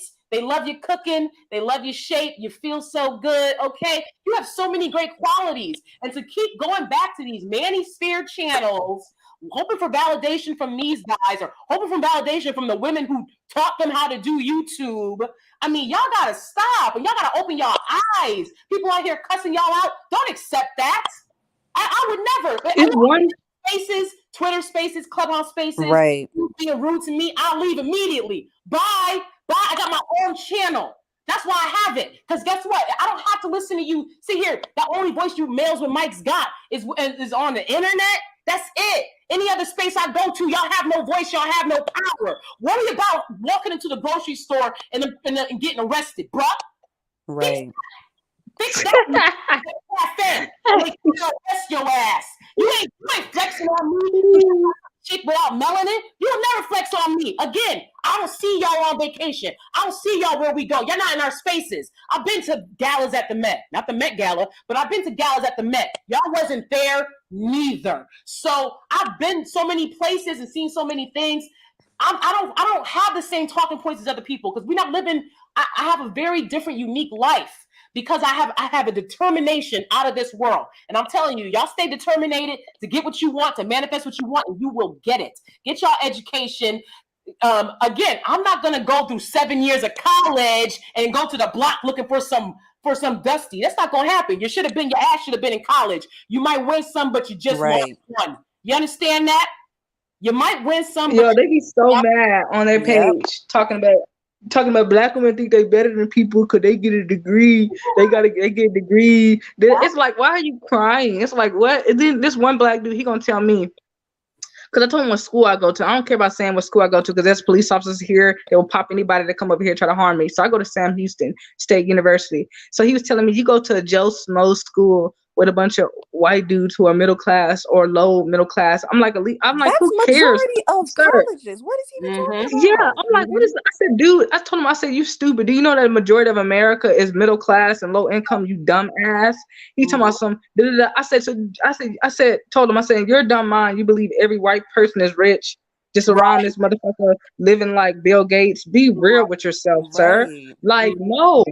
And I told him, I said, he told me Joe Smo. I said, okay, I'd rather be over there with Joe Smo than be with Tyrone and Lee Daniel and Pookie shooting up the damn block, killing kids. Is most white men. They're Joe Schmoes. Like, you're deranged. Yeah. These men are deranged. He's stupid. And then I'm going to let you talk to me. I just want to say this real quick. Then he going to tell me, he going to say, you got kids. I say, why would I have kids? I'm 23. You expect me to have kids? He told me most Black women have kids at that time. That's the peak of your life. I said, your brain not even fully developed until you're 25. So what are you talking about? He told me for your body. I said, no, your body doesn't deteriorate. A woman's body it's in its prime, in your 20s, but your body doesn't really start, your reproductive system doesn't really start going down until you're in your mid 30s to late 30s. So I said he don't even know about the woman's anatomy or the woman's body, but he's telling me that I should have a kid at 20 or 19 years old, and because I didn't, and I want to focus on my career, he says I better hope I don't hit the wall at 30. I said, sir, I'll never hit the wall. What the fuck are you talking about? Not this melanin. So he just hates. That's even weird to say, considering even if you were to have a child, right, at that age, 19 to 23, they would be the same men that will come back and say, well, you should have chose better. You should have done better. You're a raggedy baby mom. You're a single mother. You're not worth anything. Like, this is what I'm talking about. Like, it's giving delusional and deranged. Like, they need to be completely ignored and not taken seriously, because even they don't know what they want. And in their actions and the results that they're producing, you can tell. Just the fact that you're literally judging Black women for going to college, yet you're not worried about the fact that Black men can't even be retained. Like, yesterday I was watching a YouTube video, and this Black woman was talking about how in her, she's a STEM major and she's trying to be an engineer. And she said that no Black men talk to her. And I was a STEM major in college, and I told her, you need to ignore him because he's probably not even going to be in the graduating class, girl. Don't even worry about it. There's nothing to talk about. There's nothing to gain. Just ignore him. Because that's reality, right? All of us who went to a PW, that's reality. They don't make it to the end, so who cares about being desirable to them during school? Don't nobody care. Oh, I didn't go. I avoided the HBCU at all costs. So I said, look, I'm just gonna go to a predominantly white school, because it's like at a Black school, you're gonna deal with colorism. At a white school, you're gonna get ignored, but you're gonna deal with colorism. And really, at a white school, you don't get ignored. It's just that I think a lot of Black women, myself, I'm very much introverted. I sound like I'm like a talkative person over the internet, but in my real life, every day-to-day life, I've never been a outgoing person. I grew up in the hood, so I have to like shelter myself a lot because of my upbringing. But what I was gonna say is, in white schools, you can find friends. You just have to go out there and join organizations and go out to parties and stuff. So many people don't.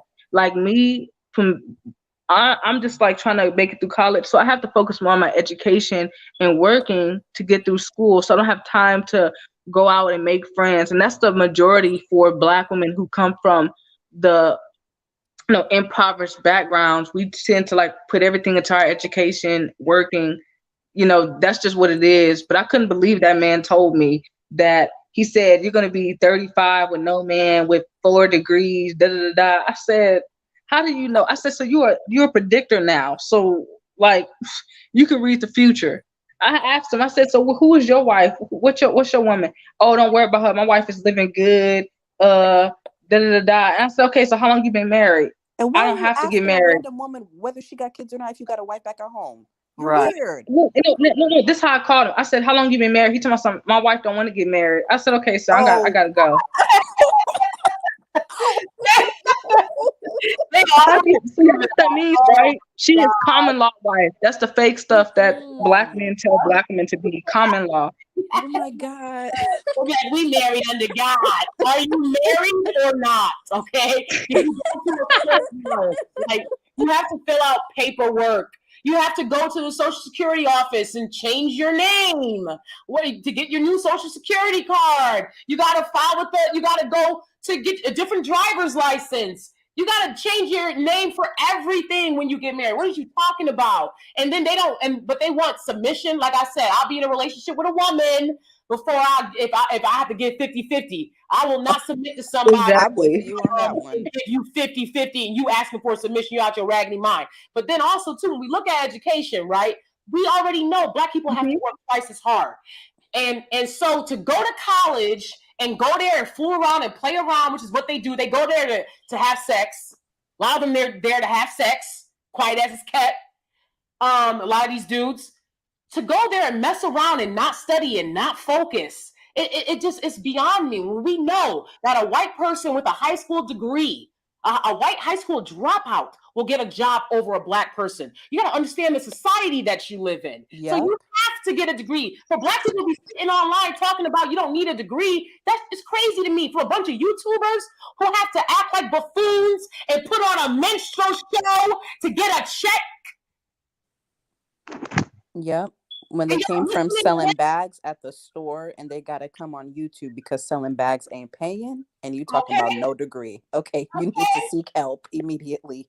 Come on. Yeah, exactly. And no, he gonna tell me why you what did he say? He said why are you going on your 5th year in school? So I said not to explain anything to the internet, you sorry fuckers, but the reason why is because, for one, when I first graduated from high school, I didn't go into college right away. I had to work. My family is poor, so I had to do that. I said by the time I decided to go to college, I was taking 2 to 3 classes at a time, trying to work until my apartment was up so I can move into the college dorm, you know. So I was like, and I told him, I said I went to a junior college first to get my associates because I wanted to like take things one step at a time, because nobody in my immediate family had been to college before, period. And I said, I don't know why y'all trying to act like somebody gotta rush through college quickly. And I said, and you want to know something, you sorry bastards? They told me, oh, you calling us names. I said, but I've never failed a class. I've never got a C in a class. I've never been on academic probation. Period. Like, how you send? And I asked him, what do you got a degree in? You know what this fool gonna tell me, y'all? He said he make $100K a year, but you on YouTube making 7 hours. That's their magic number. Oh God. That's their magic number. $100K a year. What man you know make $100K a year sitting on the internet? Right. With their teeth messed up at that. Like, okay. Right. Oh, it's funny. His teeth was messed up, and then he was mad talking about.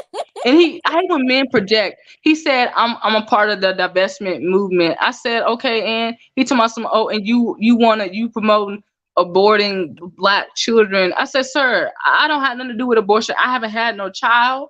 I'm not having a kid until I'm ready. So I don't care what women do with their body. That's none of my business." And he told me some. Oh, you believe that the white man is so perfect, you were a slave. I said, you were a slave too. He told me, oh, you were a white man's slave. I said, you were a white woman's slave. What are we doing here? Like, why are we going tit for tat? What are you trying to do? I said, y'all the only race of men who want to seek and y'all compete over a woman. Like, what are we doing? He told me, some your degree not worth nothing. You're gonna get $5. I said, and what degree do you have? He told me, so I make $100K a year. I don't need to share that information. I said, okay, just lying. No, because see, when you get your degree and you get an education, you'll get a clue that why would I go do all that to pay some man's bills for mediocre eggplant? I don't need that. I don't need that. And that's what they don't want. They don't want you to. They don't want you to meet other men and not be available. That's why they don't like Oprah. I was going to say shout out to Mocha. That's true. Mocha Mommy did a video about Oprah, and you know they don't like Oprah. That's true. Because they mad that she didn't give, because Stedman, they love to be like, y'all Rihanna, y'all look like Rihanna, and y'all don't look like Stedman. Okay, you know it. They wanted Oprah to be like Stedman. I mean, they wanted Oprah to be like Rihanna. Yep, exactly. They wanted Oprah to marry a dark-skinned Black man, and then you see her with some Jill Scott, Mary J. Blige story, where they all our money, and then they would like you. Then we'll like you. Bitch, I don't give a fuck about you. And then they mad because Oprah didn't have no children. Oprah hasn't had any children.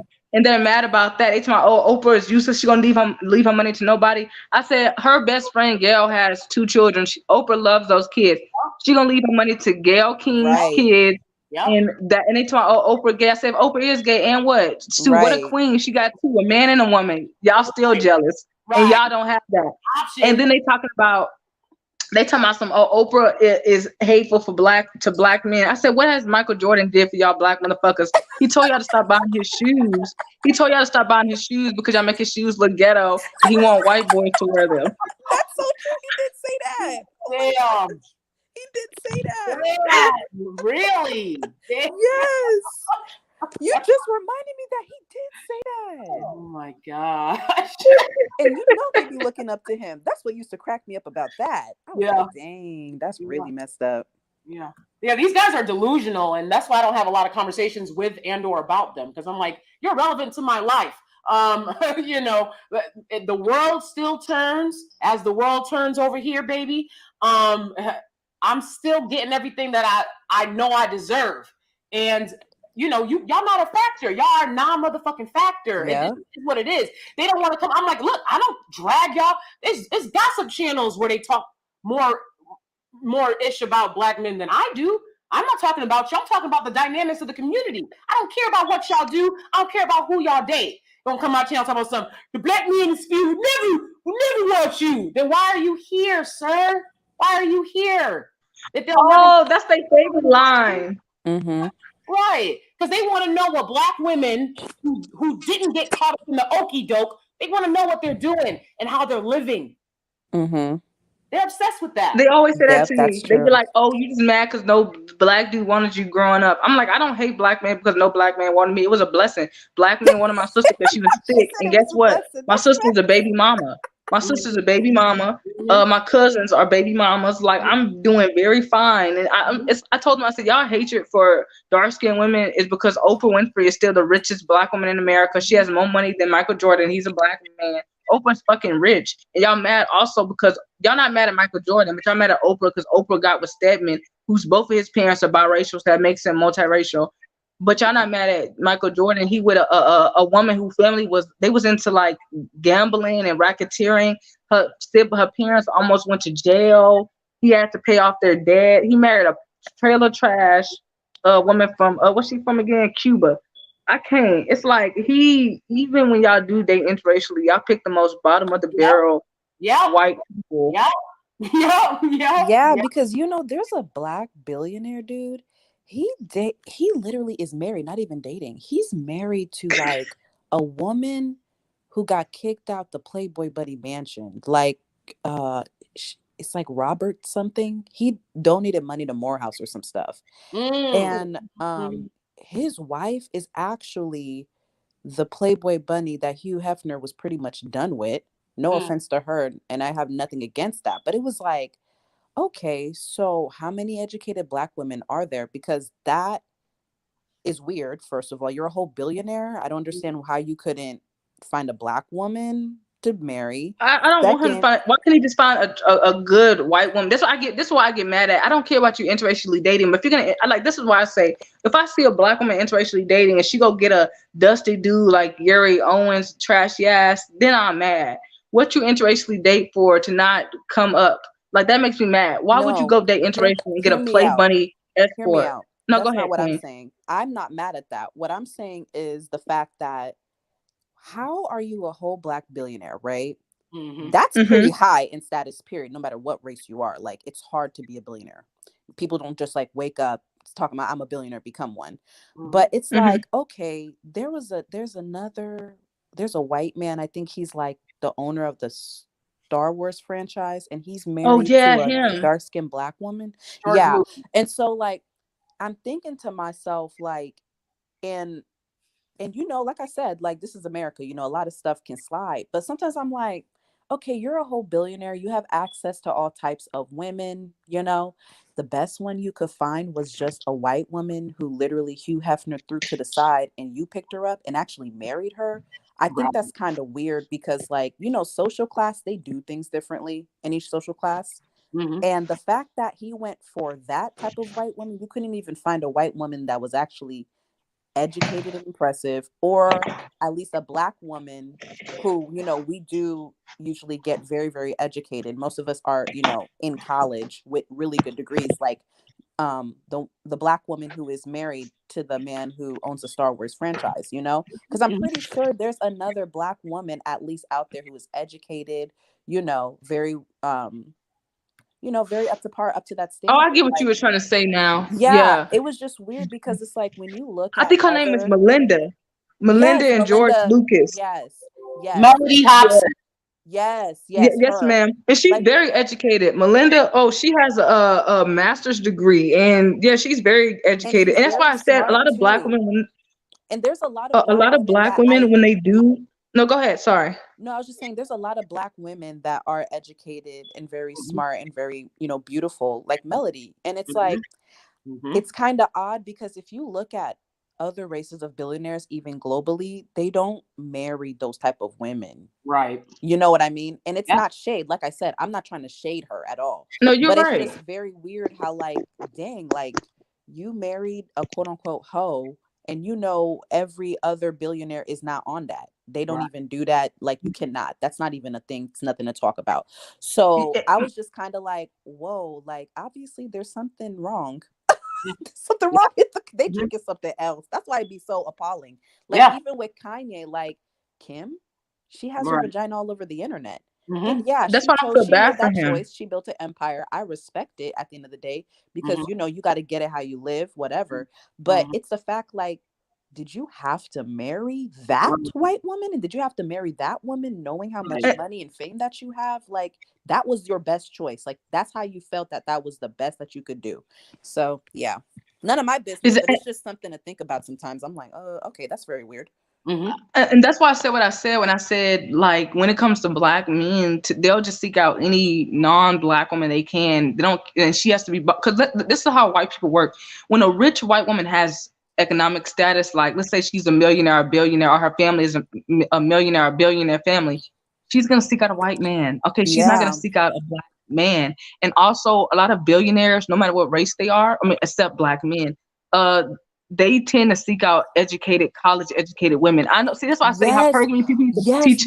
People need to start teaching the truth, because I feel like we need to stop lying to some of these women and making them believe all you need is your looks to come to the table to pull a man that's, you know, well off financially. That's a lie. You know how many women they can sleep with that's cute or can look pretty due to surgery? That's something that pulls in the bait of dumb NFL and football players. Black men. It's okay. Just say black men. Say it again. Exactly. Just say it. Exactly. So I mean, Lauren Smith Fields, a gorgeous woman, gorgeous, but she was conned by this guy. Okay, everyone's like, well, he's a design engineer. Look up the salary for design engineers. You're in the tri-state area and you're making 80 to 100. That ain't a lot, right? And then his LinkedIn said he was self-employed. Well, the design engineer isn't a business to be self-employed in. That's true. All he had was a pair of glasses and his lack of melanin, and he went and was trying to con women like Lauren who thought that meant something. That don't mean shit. I want to see when I first Thank you, Queen. All his degrees. One, I went to college with him, so that helped. After we met up, he was in his second grad school program. Second. My husband has two.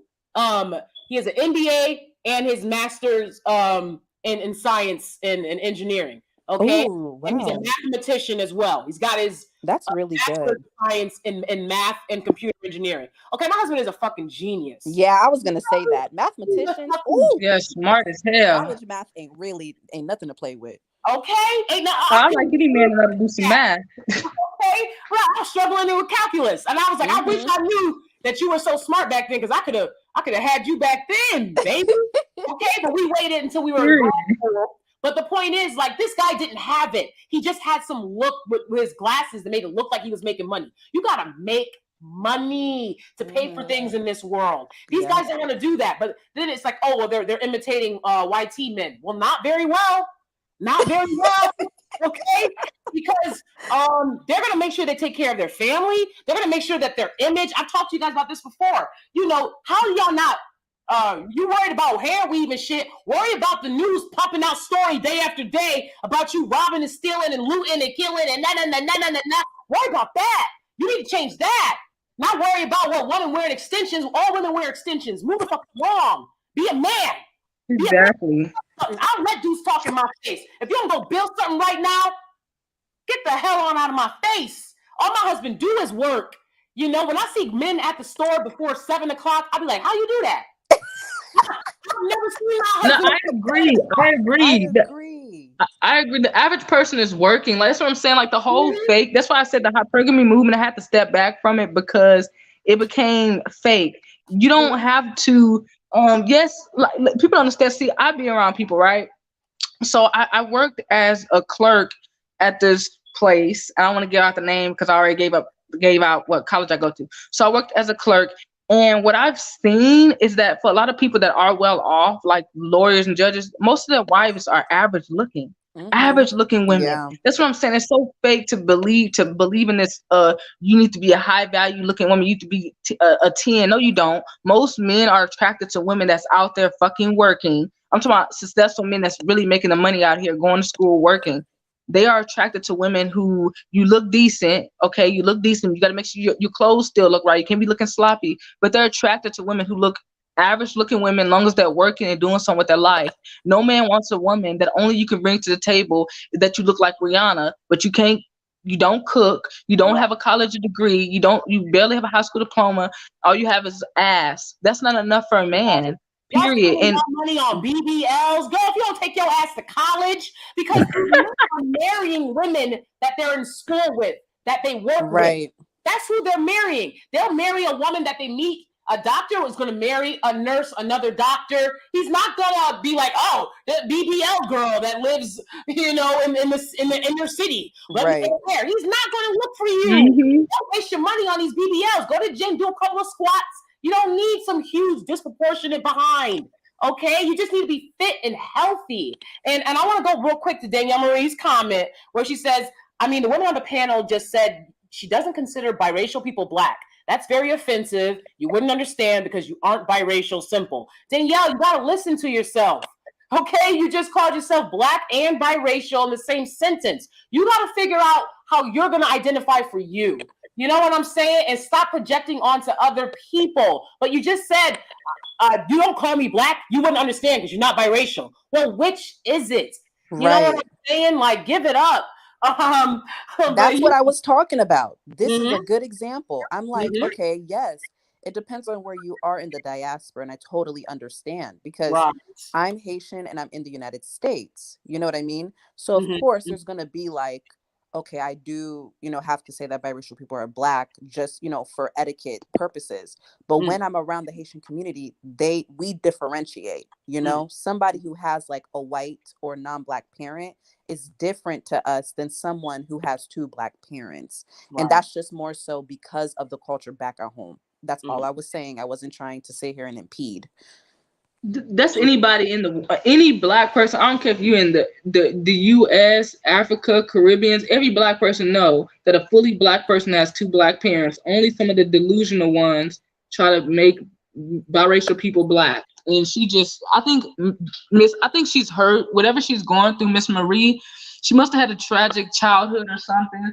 And I'm sorry for that because bullying is not fun. It has lasting effects. But I'm gonna recommend a counselor for real, or a therapist, and you go talk to them, honey, and seek out a mixed therapist so you can have a woman that's just like you, and she can help you because that's what you need. When I go to see a therapist, I always make sure it's a Black woman, because she can understand my experience, or it's a person that's really well versed. Go talk to a therapist so you can let go of all that pain and really truly understand yourself. Because this going back and forth and projecting, I was angry at one point, but I had to realize if you don't never help yourself or seek out the answers, you're going to forever be combative, lost, angry, and miserable. Yep.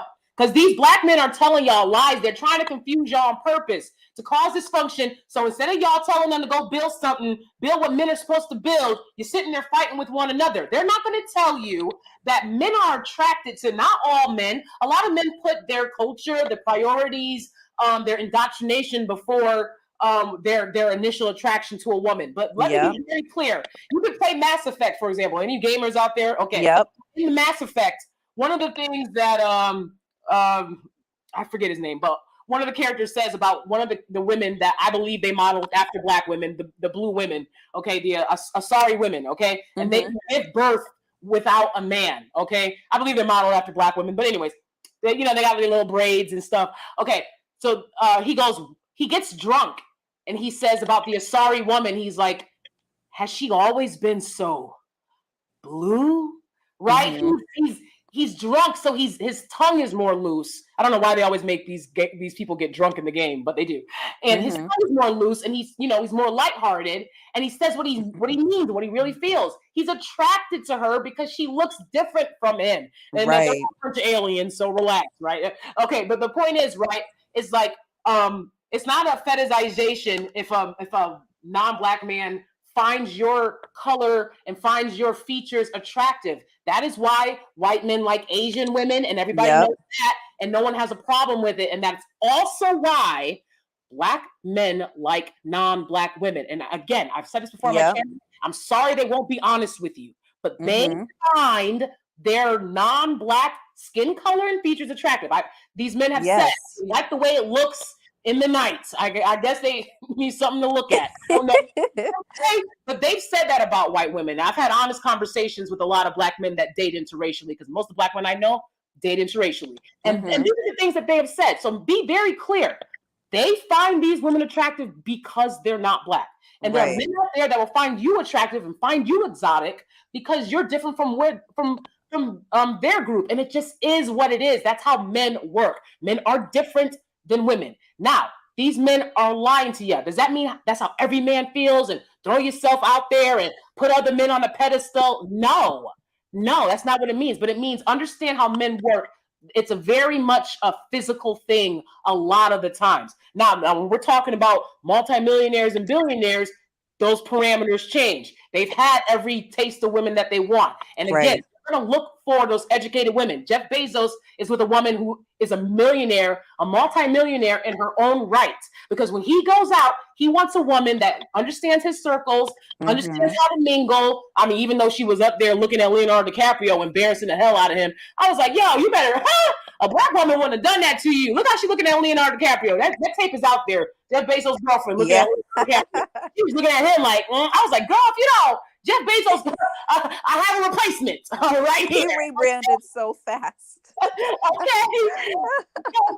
So, but Black women, these guys are telling them, I love you, beautiful Black queen. And it's like, if they loved you, they would build safe communities for you.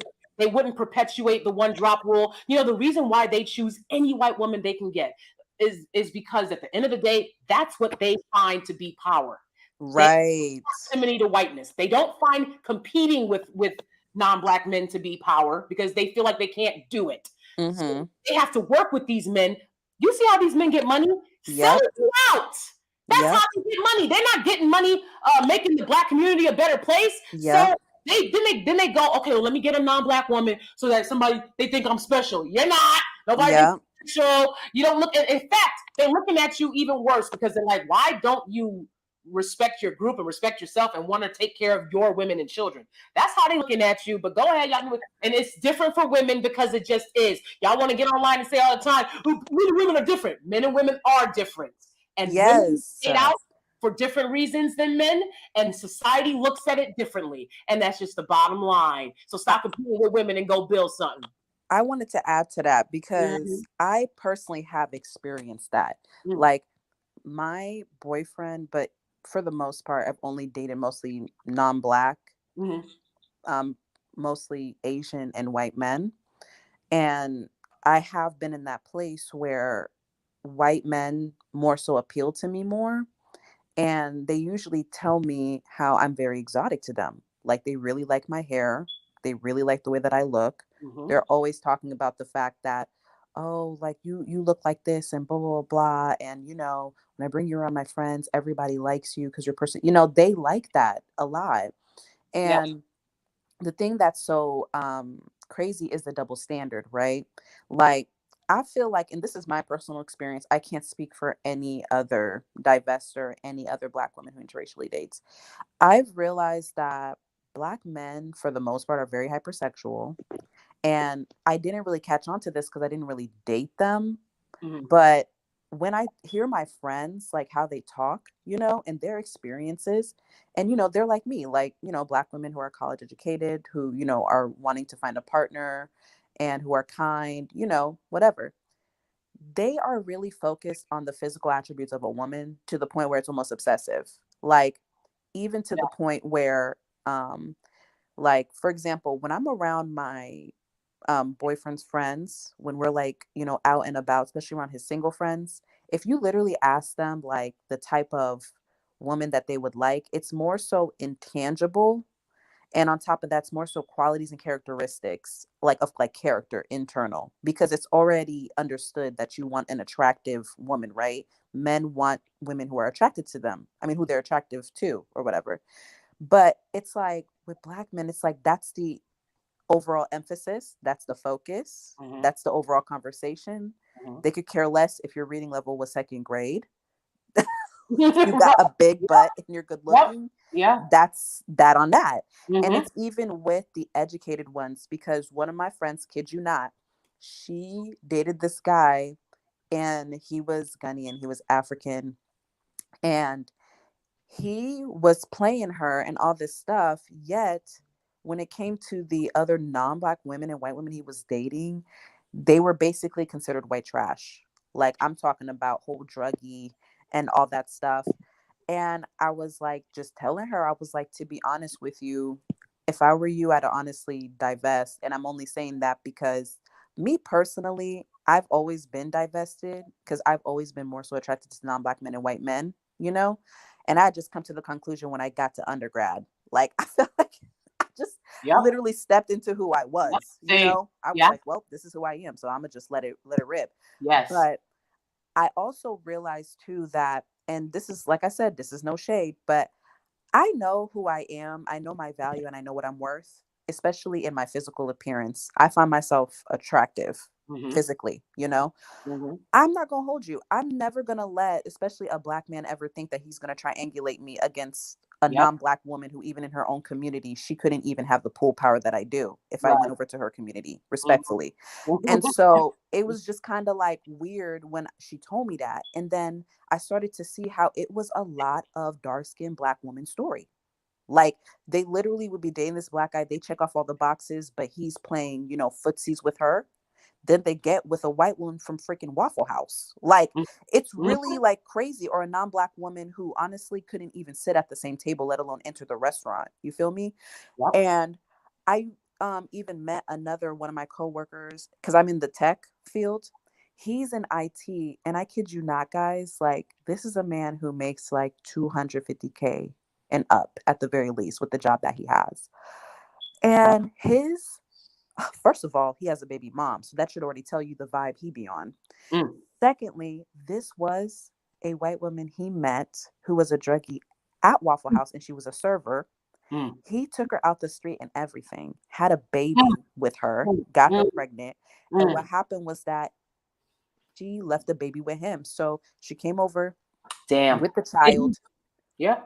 and dropped the baby off to him. Yeah. Not even dropped the baby off. She literally was chilling, said she was going to go back to the store, and left. Literally, he Damn. don't even know where she is. Damn. And so even when he was telling me the story, I said, no offense, and I'm not trying to, like, you know, attack your character, but why would you feel that a woman from Waffle House who Right. was literally on drugs was somebody that could be your lifelong partner or someone Right. that you could have kids with? Mhm. And he got so offended. And I was like, no, because I'm just trying to be real. Like, you know, as a black woman, they always expect us to settle for less or whatever. So I guess maybe that's why he's offended, because, you know, I should have been here like, oh, like, I'm so sorry that happened to you. Oh my gosh. Like, yes, black man, like, be the father of your kid. Like, oh my gosh, you're going to do it. And it's like, no, I honestly look at you as someone who actually needs help in the emotional hygiene department, Mhm. because in the regular world, especially most of our coworkers, they're married. First of all, they're not having just baby moms by randoms. Second, they do not marry someone who they would see that has a background of drug usage to that capacity. You see what I'm saying? Like, Mhm. they're not going to be looking at nobody homeless on the street and just because, like, oh yeah, like, that's what I want physically, so I'm a, you know, be with her. No, that's not even a conversation. Right. And like, I just think it's like weird that, you know, like, that happens. But Danielle, you're so right, because even when I'm in my spaces with my boyfriend's friends, it's like the white women that are there, the fact that, like, you know, I'm fit and I'm attractive, they're already kind of like triangulating themselves against me. Mhm. And I'm not trying to be like that because I don't want it to seem like, oh yeah, they're jealous. No, what I'm saying is that, like, women and men are very different, and I've seen that especially with white women, they will feel some type of way, Oh and yeah. you can tell. And Mhm. their competitiveness is different than black women, in my opinion. And Mhm. I just think too, it's because black women, we don't really move like that. We're kind of more like communal in that sense. Like, we more so seek a friend before we try to triangulate. Not saying we don't triangulate, but we usually seek a friend. But Yeah. like, white women, if they know, especially if, you know, they're having issues in their relationship, but they see that the white man actually really likes you and you're good looking and you're Right. better looking than them, they internalize that. Oh And yeah. I didn't know that until like my boyfriend would tell me certain, he would see certain things, and that just kind of shows you, you know, crossing it over into different cultures or whatever. But my boyfriend would be like, yeah, you know, so and so like said this about you, and I don't know where she was getting at with that. And I'd just be like, oh, like, yeah, you know, because I just feel like this, that, and the third. And he'd be like, no, she actually meant that as an insult. Like, she Right. feels like, why, like, are you here with me? And I'm just like, what?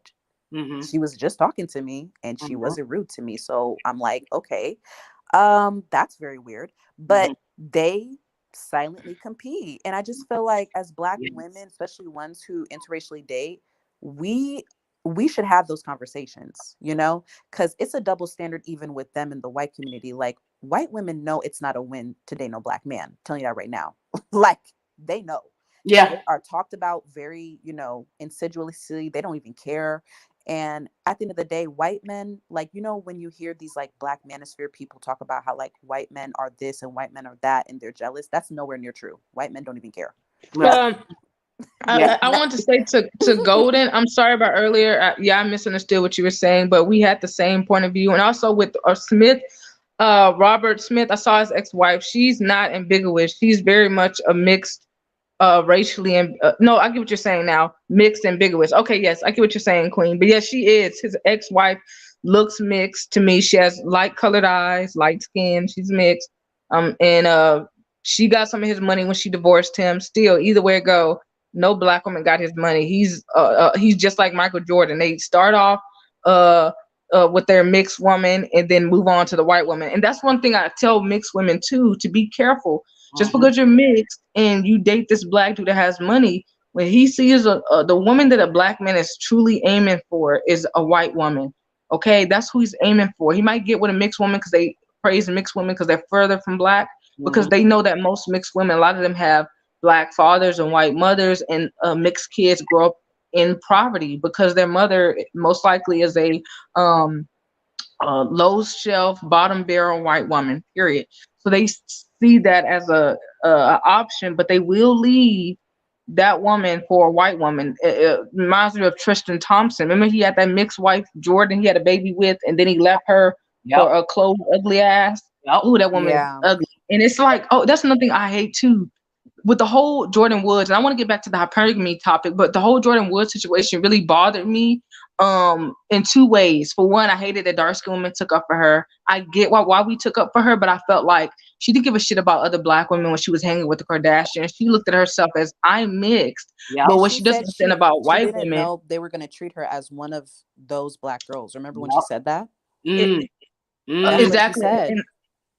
Wow. And she did, and my problem was, second of all, her mother is a white woman, and Jordan Wood's Mm-hmm. mother blackfishes. At first, I thought her mother might have been like, because you know, some light skinned mixed women can have light skinned children. Because my grandmother, Alan Ray, a light skinned Black woman, and I want to be honest with that too. I hate when people think just because a woman is light skinned with colored eyes, she's automatically biracial. My grandmother was she was multiracial, but she wasn't necessarily a mixed woman. She had a mixed father, but her mother was just a light skinned Black woman.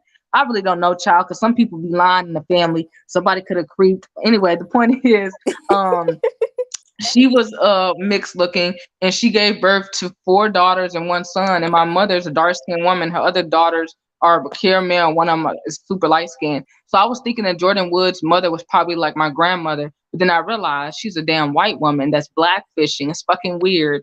That Mm. heavy ass, thick ass tan. Like, what is going on? And a fake butt shot is big. So I thought her mother was mixed, but her mother's white. So in my head, I think Jordan Woods grew up thinking that I'm not like those other girls. She didn't think she was Black. And which she's not. She's mixed. But the point is, you saw how the Kardashians treated other mixed women and Black women, but you were okay with that until you Mm-hmm. stole a man. What she think you stole her man. And Right. she saw that Tristan Thompson found Jordan Woods attractive because Right. Jordan's a pretty girl in the face, naturally pretty. So Chloe, being a white woman, thinks that no matter how ugly that she is, she's still better than a Black woman. Right. Mm-hmm. And she, But they I don't want to believe talk she about that. sincerely believes that too. Like, regardless of how people like try to read them or try to like, protect them and whatever, they do believe that. And but why wouldn't they? right? Like, why wouldn't they believe that Yeah. when Black women try to emulate them, even though they're trying to emulate us initially? Right. And then secondly, the way, you know, Kim was able to get with Kanye, which he's considered, unfortunately, one of our best. And I want to be real. And they're not our men, but it's like, oh, that's one of our best. And so it's like very weird. Like, why wouldn't she feel that way? You know what I mean? And that's what I was getting.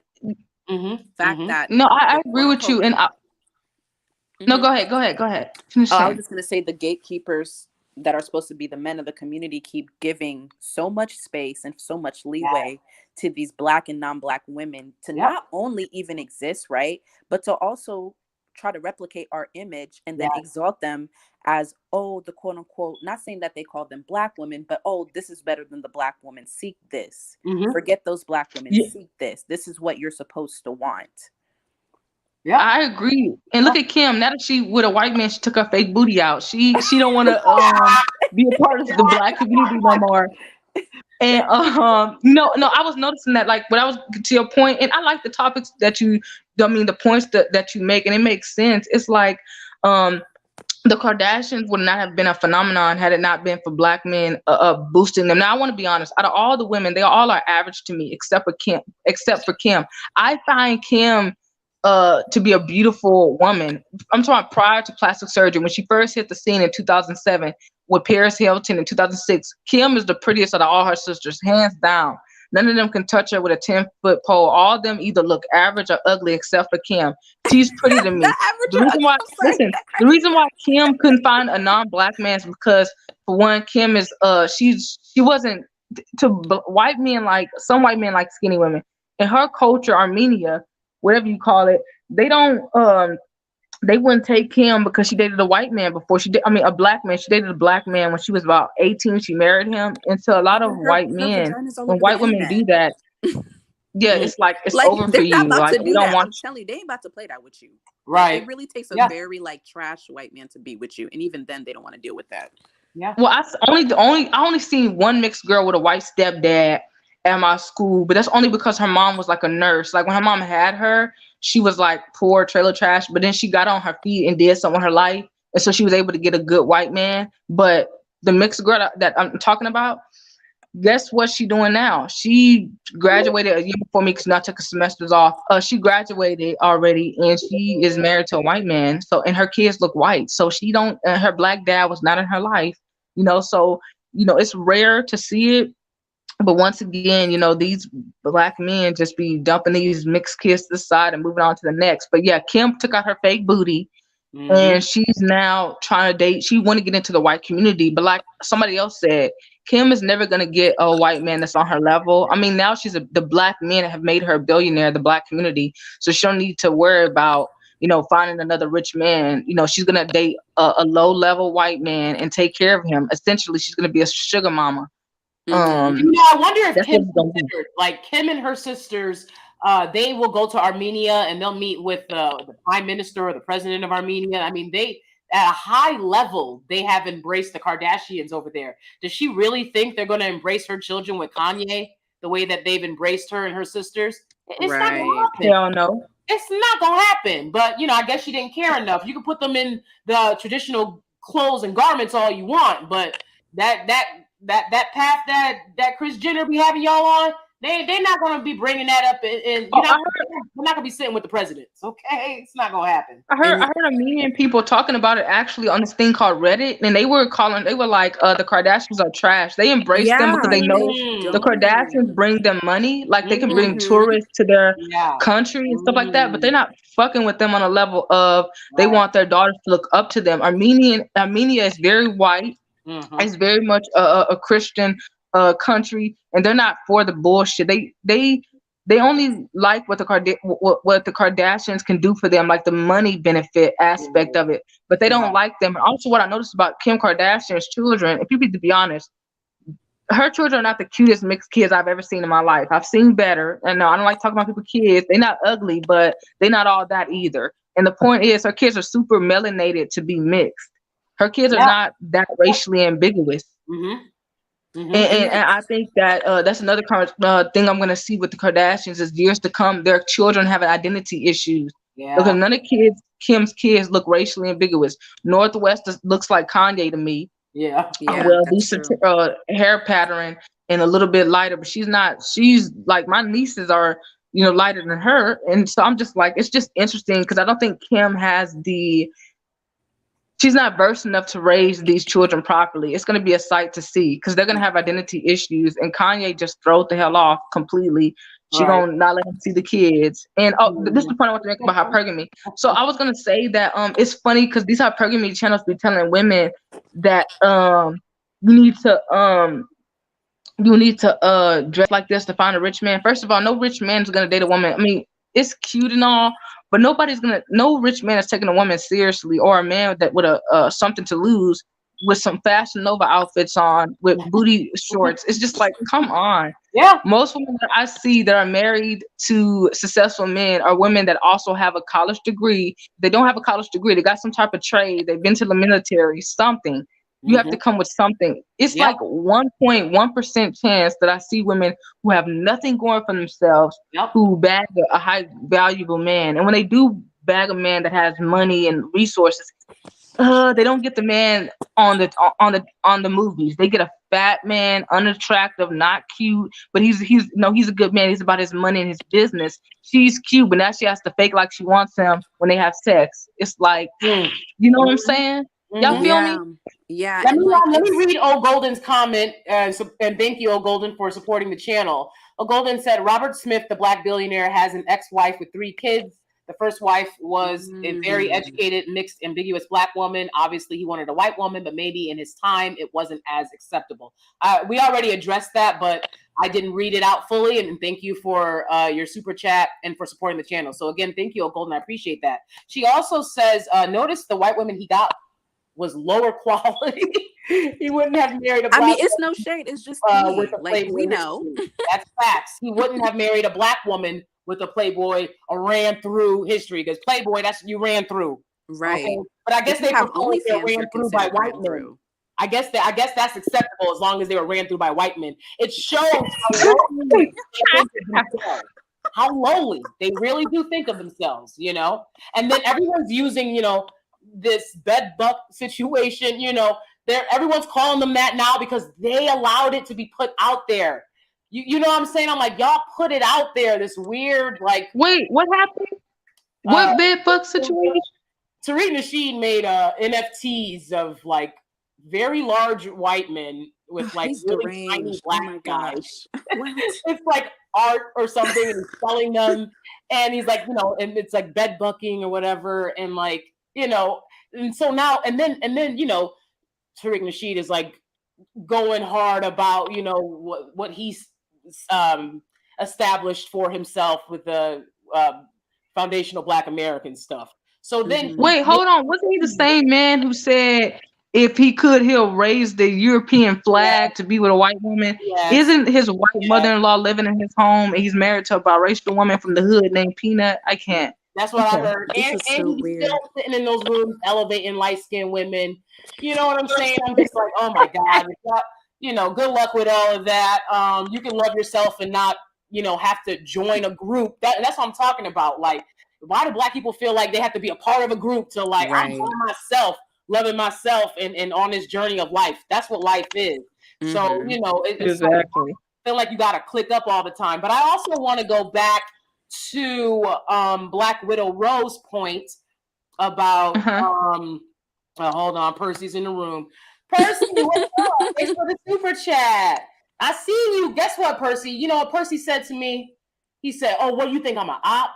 You think I'm only on here so I can run back to Black Manosphere? But I seen you on the Pick Misha Sphere channels, Percy. I seen you.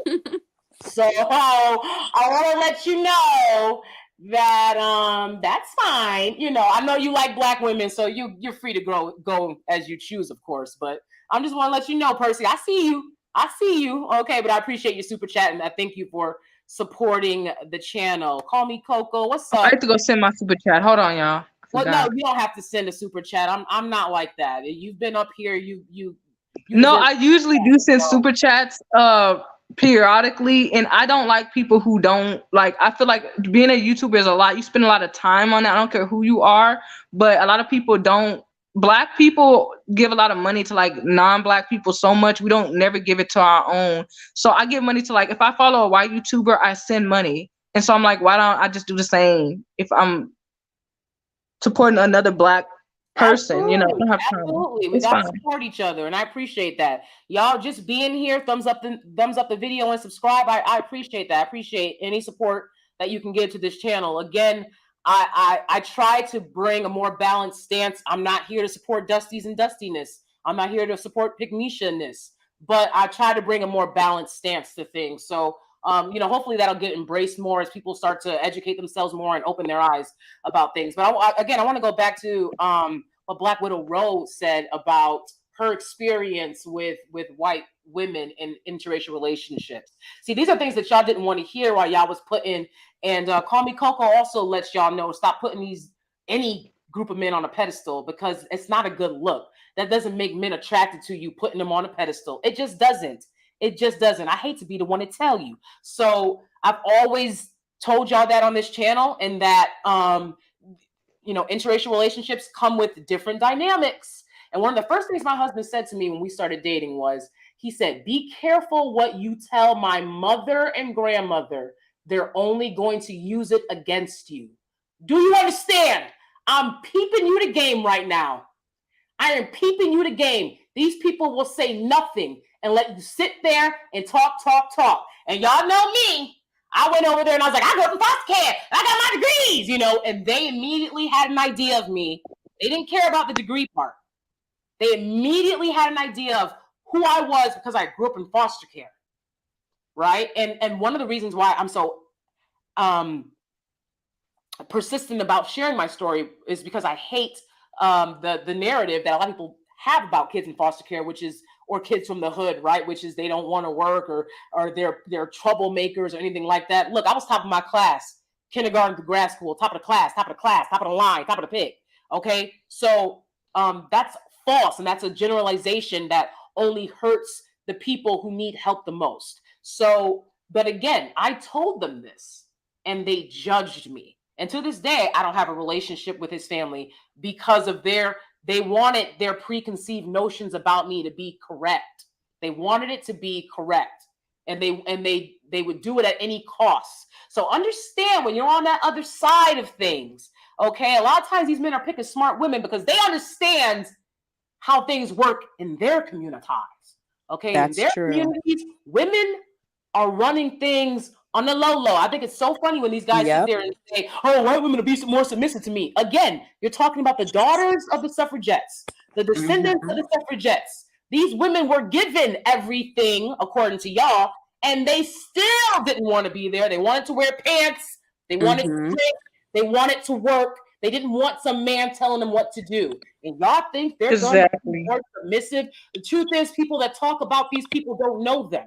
I grew up in the hood, but I went to private school my whole life. I grew up around white people my whole life. I keep telling y'all, it was like I was the black kid that white people would take on vacation and bring them over to a house every day, every week, every month. I was at one of my white or non-black friends' houses or my suburban black friends. Okay, because obviously, why would I stay in foster care if I could go hang out with my friends from private school, right? So I grew up around these people, and I still didn't know. I still was looking at it like, so we're friends. No. That's not how they looking at it, especially when you're with a white guy, a white T guy, okay, or non-white guy, whatever, and he makes good money. You know how many of my friendships have fallen out? They couldn't give me a word as to why. But all I know is their husband made 80, and my husband is far past that. Okay? Yep. So it's a jealousy. They're not going to tell you. You'll have friendships. They will dispose of you. Yeah. They will see you as competition. I told you, I'll never forget. We used to have old white ladies staring at us, and I was like, these old bitter Karens, you know. But then I started noticing, as we've gotten older in our relationship, it's women my age now that will be staring at us because they don't have a man, because they go to college and they don't need a man because they had a daddy right? And they're like, I don't Mhm. want, literally, this is what my white girlfriends have told me, okay? That they don't want what their mom had, right? They're like, oh, my mom just listened to my dad, and yeah, he took care of everything and he paid the bills, but you know, he used to shout, you know, and Mhm. annoying. Yep. And I don't want to That's deal how with they that. are. Okay. So they were on that for many years. Yeah. And as as age and time moves along, they realize, oh, I don't have a man, I don't have somebody to take care of me. You know, this working 24/7 thing is getting played out. And then Mhm. they see me with my husband somewhere. And I mean, we was in the parking garage in New York after dinner, and I saw two white tea women staring at me. And I told my husband, I'm like, you take care of it or I will, because I don't tolerate that disrespect. I know you're Yeah. a girl, but you'll have to move along, okay? Because it's not gonna happen. Oh, hold on, what's going on here? What the hell? Oh wow, thank you, Lace Coco. Wow, you killing it. Wow. I've never got a super chat like that. Thank you. You're welcome. Wow, that's incredible. I really appreciate that. Wow, incredible. I really appreciate your support. Thank you, sis. I appreciate that. I mean, I'm telling you right now, I don't get that support from my family. I told y'all I had to divest everything because they didn't want me to be happy and healthy. They weren't happy for me. That's the bottom line. So it don't matter who, family, your friends. When you are with a man doing well, everybody gonna be after y'all. Like I told my husband, we all we got. All right, and I lock and load it, baby. You know what I'm saying? Protect you and protect your man. That's how I roll. And my husband knows that. And they love that about us. You know what I'm saying? It's not like I gave up my family for them. My family never protected me, supported me, nothing. Y'all never seen them on the channel. You see what I'm saying? You know how much that shit hurt? And we flew them out to Italy for a wedding. My husband put them up on the Amalfi Coast. We got paid back. Oh, kiss my ass because you with this rich white guy. He wasn't rich when he did that. He's not rich now. He's just, you know what I'm saying, doing well. But you know what I'm saying? That shit hurts. So that's why I talk about how that investment hurts. I talk about it, and I talk about it on some. No, you're not lying. It does. I'm done with my family. Yep. And so I just want to say I validate, you know, what you experience in your relationship, Black Widow Row, and you know, it fucking hurts. Like, damn, everybody will turn against you when you're a Black woman getting what you deserve.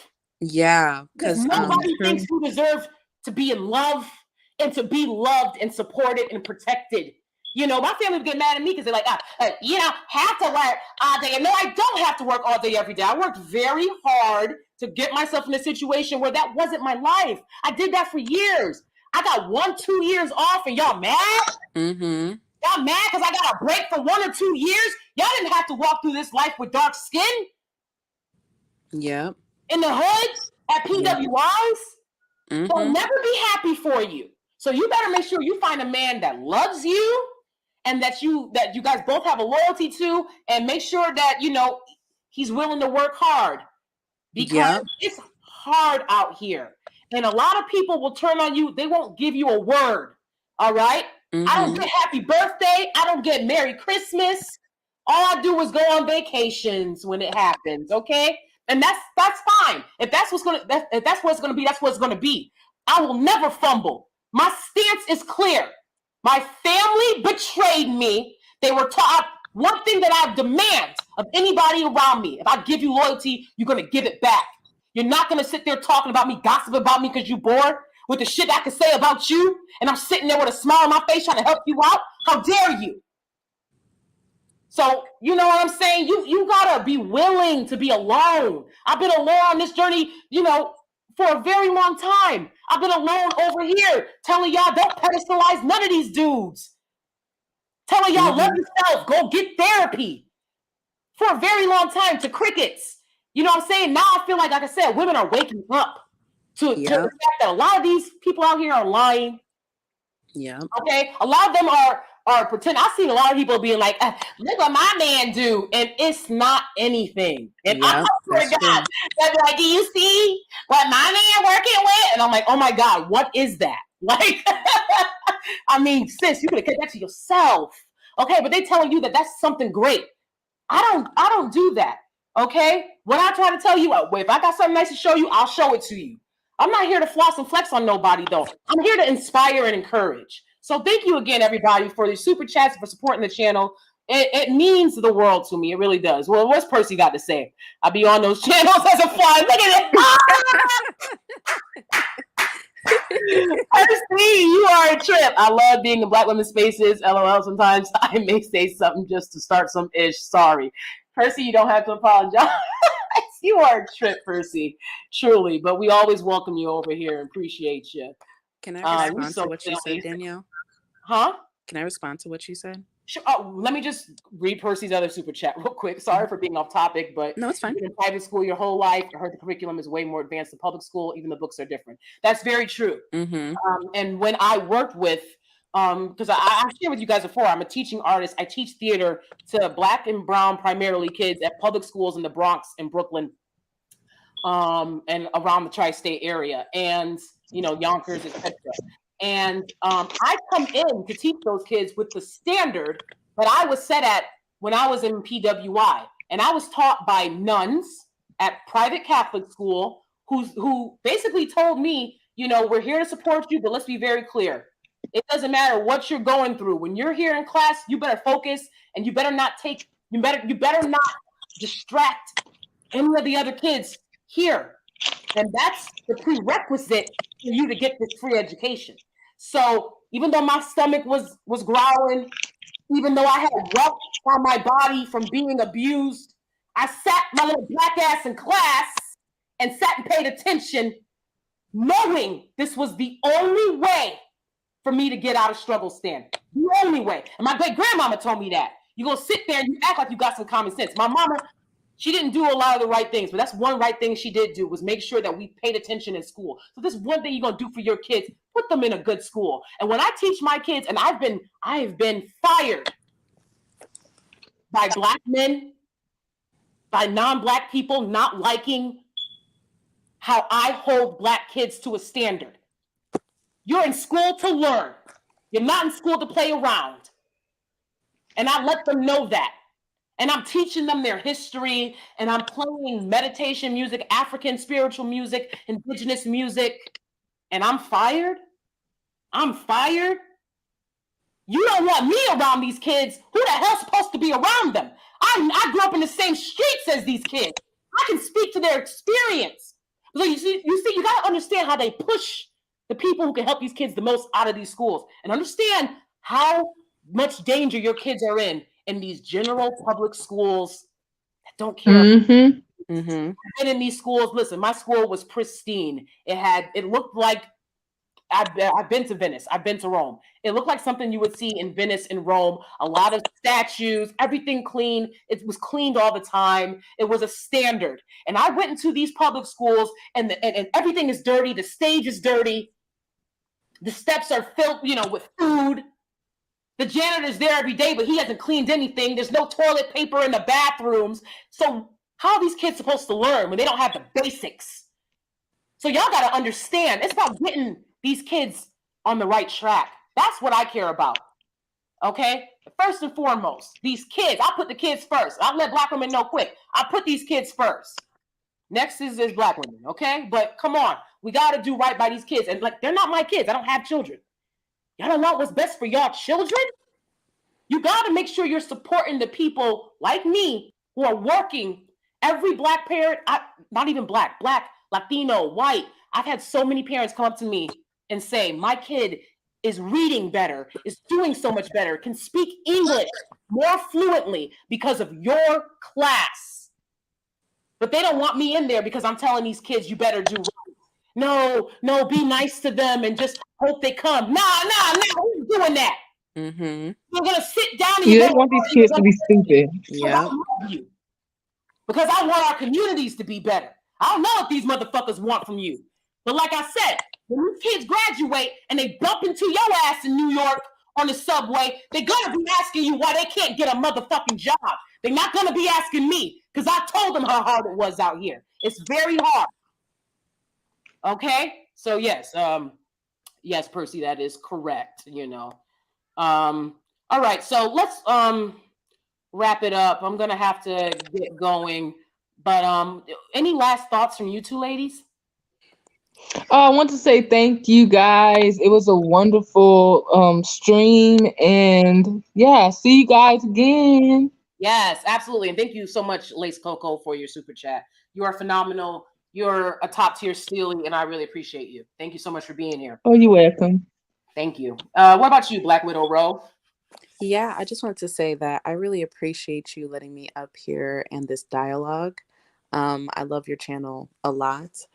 And also, a lot of what you said resonates with me. And even though it's quite the opposite what happened, I do want to say that either or, like a lot of these white women, in my experience, are really not allies. Yep. And I'm like, not Black women in general, because I've heard different experiences too from other Black women, but they are like that throughout my whole life. Because I even remember being in high school where there was a white girl who was dating a Black guy.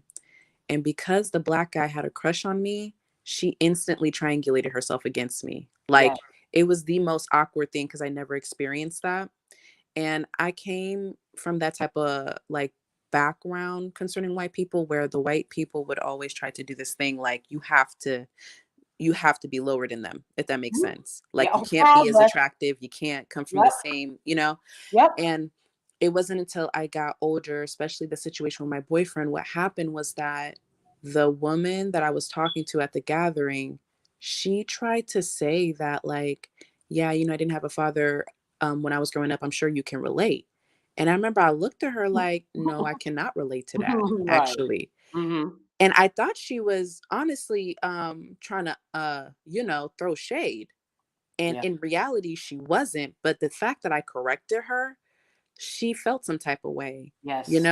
And so when my boyfriend was talking and I was telling him like, yeah, so-and-so said this, but we had a dialogue about it. And I just said, I don't really, no, I can't relate, because I came from a higher social class than her. I was just one of those Black people that came from 2 educated Black parents, like who were married before they had me. That's like the bombest thing on the black girl resume.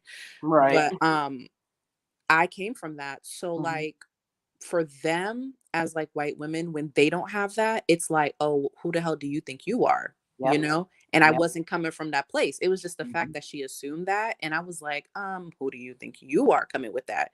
Right. So no, I totally agree. And it's definitely better to keep them at arm's length. I've lost white friends because of the fact that I lost weight. It literally happened like that. I've been in places where, because I quote unquote look too good, it sounds petty as hell when I'm saying it, but it's exactly how it's communicated. You're absolutely right. Yeah, they will not bring you around no more. They do not even call you. You ain't getting no happy birthday. Screw all of that. They'll like your pictures and all that, but they won't. They'd rather make a rumor than talk to you. It's that crazy. So Black women really do need to be careful, because they move real quiet out here, and they're definitely nowhere near like us. And I had to learn that from the relationships with them, but also from the non-Black boyfriends that I had. And overall, I just appreciate this space. Of course, thank you so much, Danielle, for your authenticity. Thank you, Black Widow Rowe. I appreciate you. I experience things on both sides, because a lot of people think that I grew up in the suburbs because of how I present, me being in an interracial relationship. And I was a people pleaser for a long time. And when I reestablished those boundaries, okay, so when I talk about divest, I talk no longer served you. It no longer served me to be a people pleaser. That's why I'm not one. Okay? And I'm not going to kiss nobody's ass. Nobody. Okay? And you have to live in your truth. When I lost weight and I was at my most fit in grad school, and I've been honest about this. That's why I'm like, why are y'all on channels with people who are eating hot dogs for dinner, which is fine. But you know what I'm saying? Telling you it's so great on the other side. It's always going to be difficult life as a Black woman. And that's a blessing and a curse. because you're beautiful, you stand out, you're the most exotic person on the planet. Different, so different from everyone else. And you know, when I was in grad school, and I've been honest about this in so many other videos, I was bullied by the YT females in grad school, okay? Because people were like, oh, you're so attractive after I lost weight. And I did not think that. So I was like, I don't know what you guys are talking about. Moving on, you know, trying to make people laugh and just be my silly, goofy self. But you see, the men that they wanted and the men that they were with were predatory to me, which I also really didn't recognize because I'd never had that level of attention before. And, you know, I got roles, you know, I always got the lead roles and things like that. And I literally would go into class and nobody would say hi to me. Nobody would say good morning. The day of my graduation, you know, keep in mind, there's 28 people in the class, okay? A lot of grad school programs are very small. There's 28 people in the class. I walk into the space the day of graduation, and if you don't say hi to me, I'm not saying hi to you. Boop, it is what it is. I had to learn the hard way. 3 years of being racially abused in that space. 3 years. The teachers allowed it. The faculty, the staff allowed it. They saw clear as day that these people were bullying me. I had a workload out of this world because I had to memorize a lot of text on top of the work that you have to do in the program. And, you know, I sent a lot of men back home to their Becky, and I should have got gratitude for that. Instead, they wanna, you know, stalk my social media and see what I'm up to, doing better than you, just like I was in grad school. And that's gonna always be, okay? Because I have a determination out of this world. I manifested myself out of the horrible conditions I grew up in. I did that work. Nobody did it for me. I took advantage of every opportunity. They hate that. You're strong, you're beautiful. They hate that. And once again, it was, you know, this triangulation, right? Because these women didn't like me because their men were, you know, sexually attracted to me. That's not my problem. Like I said, I sent them home. Trust that. I don't know what they told you, but I sent them home. I have very high standards. Okay, you gotta do blood tests before you mingle with me. Okay, blood tests before you mingle with D. Okay, so I sent them home.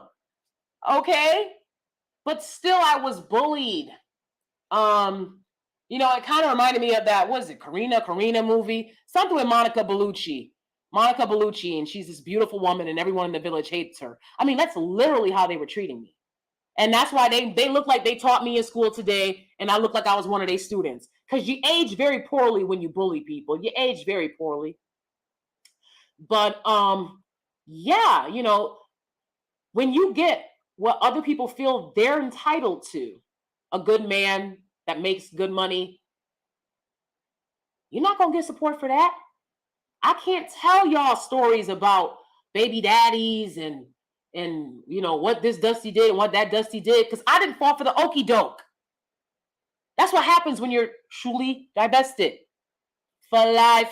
Okay, I didn't fall for the okie doke, but I've gone through hell trying to establish something for myself, trying to make a name for myself, trying to make my family proud, even though they don't give about me. And most importantly, breaking generational curses so that my children never have to have a day like the many, many days that I have had. I'm proud of that work. Nothing will take that away from me. So remember that as you're on your individual journeys, because divesting is an individual journey. You're not going to be able to do it with a group of friends. It's an individual journey. And it's a lot of bumps along the road, but it makes you stronger. You know, I think about Chesley Chris, this young, beautiful biracial woman who looked like she had everything going for her. And I just wish that I could have talked to her, I would have loved to talk to her in New York and be like, I'll be your friend. I'll be somebody that you can talk to and listen to. I'll be somebody that has your back. You don't have to feel so alone, because give yourself time and give yourself grace. I've been there. It's hard in your late 20s, your early 30s. Life is hard, but you will persevere because you are strong and you're beautiful and you're soft. You can be all those things, and people are going to be jealous of you for that. But don't lose hope, So, in conclusion, I guess Thandie Newton that lost her mind.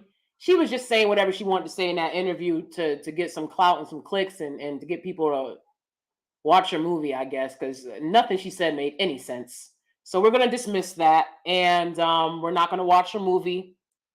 And, good luck to the people who didn't discriminate against her, quotation marks. Since African-American women discriminated against her, then maybe all those other people, because all I saw was African-American women supporting her throughout the years. So since that's how she feels, then let the people who did not discriminate against her support her movie. Only give support to people who give support to you. All right. I love y'all. This has been an awesome chat, an awesome discussion. It's helped my soul, and it's given me a lot of peace.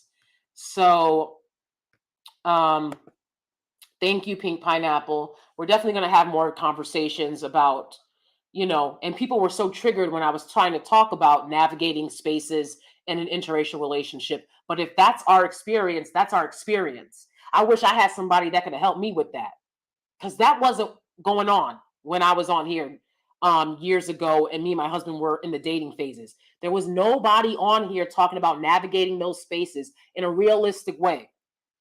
People that y'all give clout to, talking about something, they started this and they started that, they wasn't having those conversations.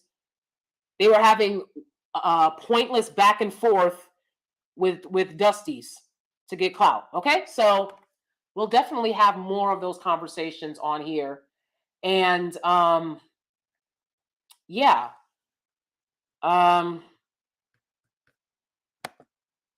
Yeah, like I said, I love you guys. It means the world to me to have y'all here and have y'all support. Thumbs up the video and subscribe if you haven't. That doesn't make any sense. I need you to thumbs up and subscribe and share and support. Check out my latest videos. Like I said, I'm not here to tell you who doesn't want you. I'm here to move forward, okay, and actually have solutions. All right, and that's what we have here. We had a great conversation here, very productive. That's what I'm about, solutions. So again, I love you guys. I'm gonna get ready to make my husband eat this dinner, okay? Because my husband gets the first plate, okay? I don't feed my pets before I feed my husband, okay? My husband gets the first plate, okay? And he's always like, why do you make me a plate before you make yourself a plate? I'm like, I don't know. That's just how I was raised. But yeah. All right. I love you guys so much. All right. Thank you so much. I really appreciate it. I just don't know what to say. This has been a really great chat because I feel like we got something done here. We had a productive conversation. Hallelujah! God is good. All right. We're not about this divisiveness. Everyone is welcome here. All right. As long as you understand, we got to work together. So I appreciate everyone. I love you.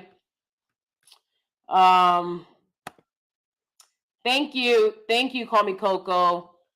I love you. I appreciate you. I love your content. You know that. All right, guys. I'm going to go. I'm going to stop being sentimental. You guys know there's no such thing as empaths. I'm an empath. Okay, I'm an empath. Okay. And I just, winter is hard. Winter is hard. It's a hard season.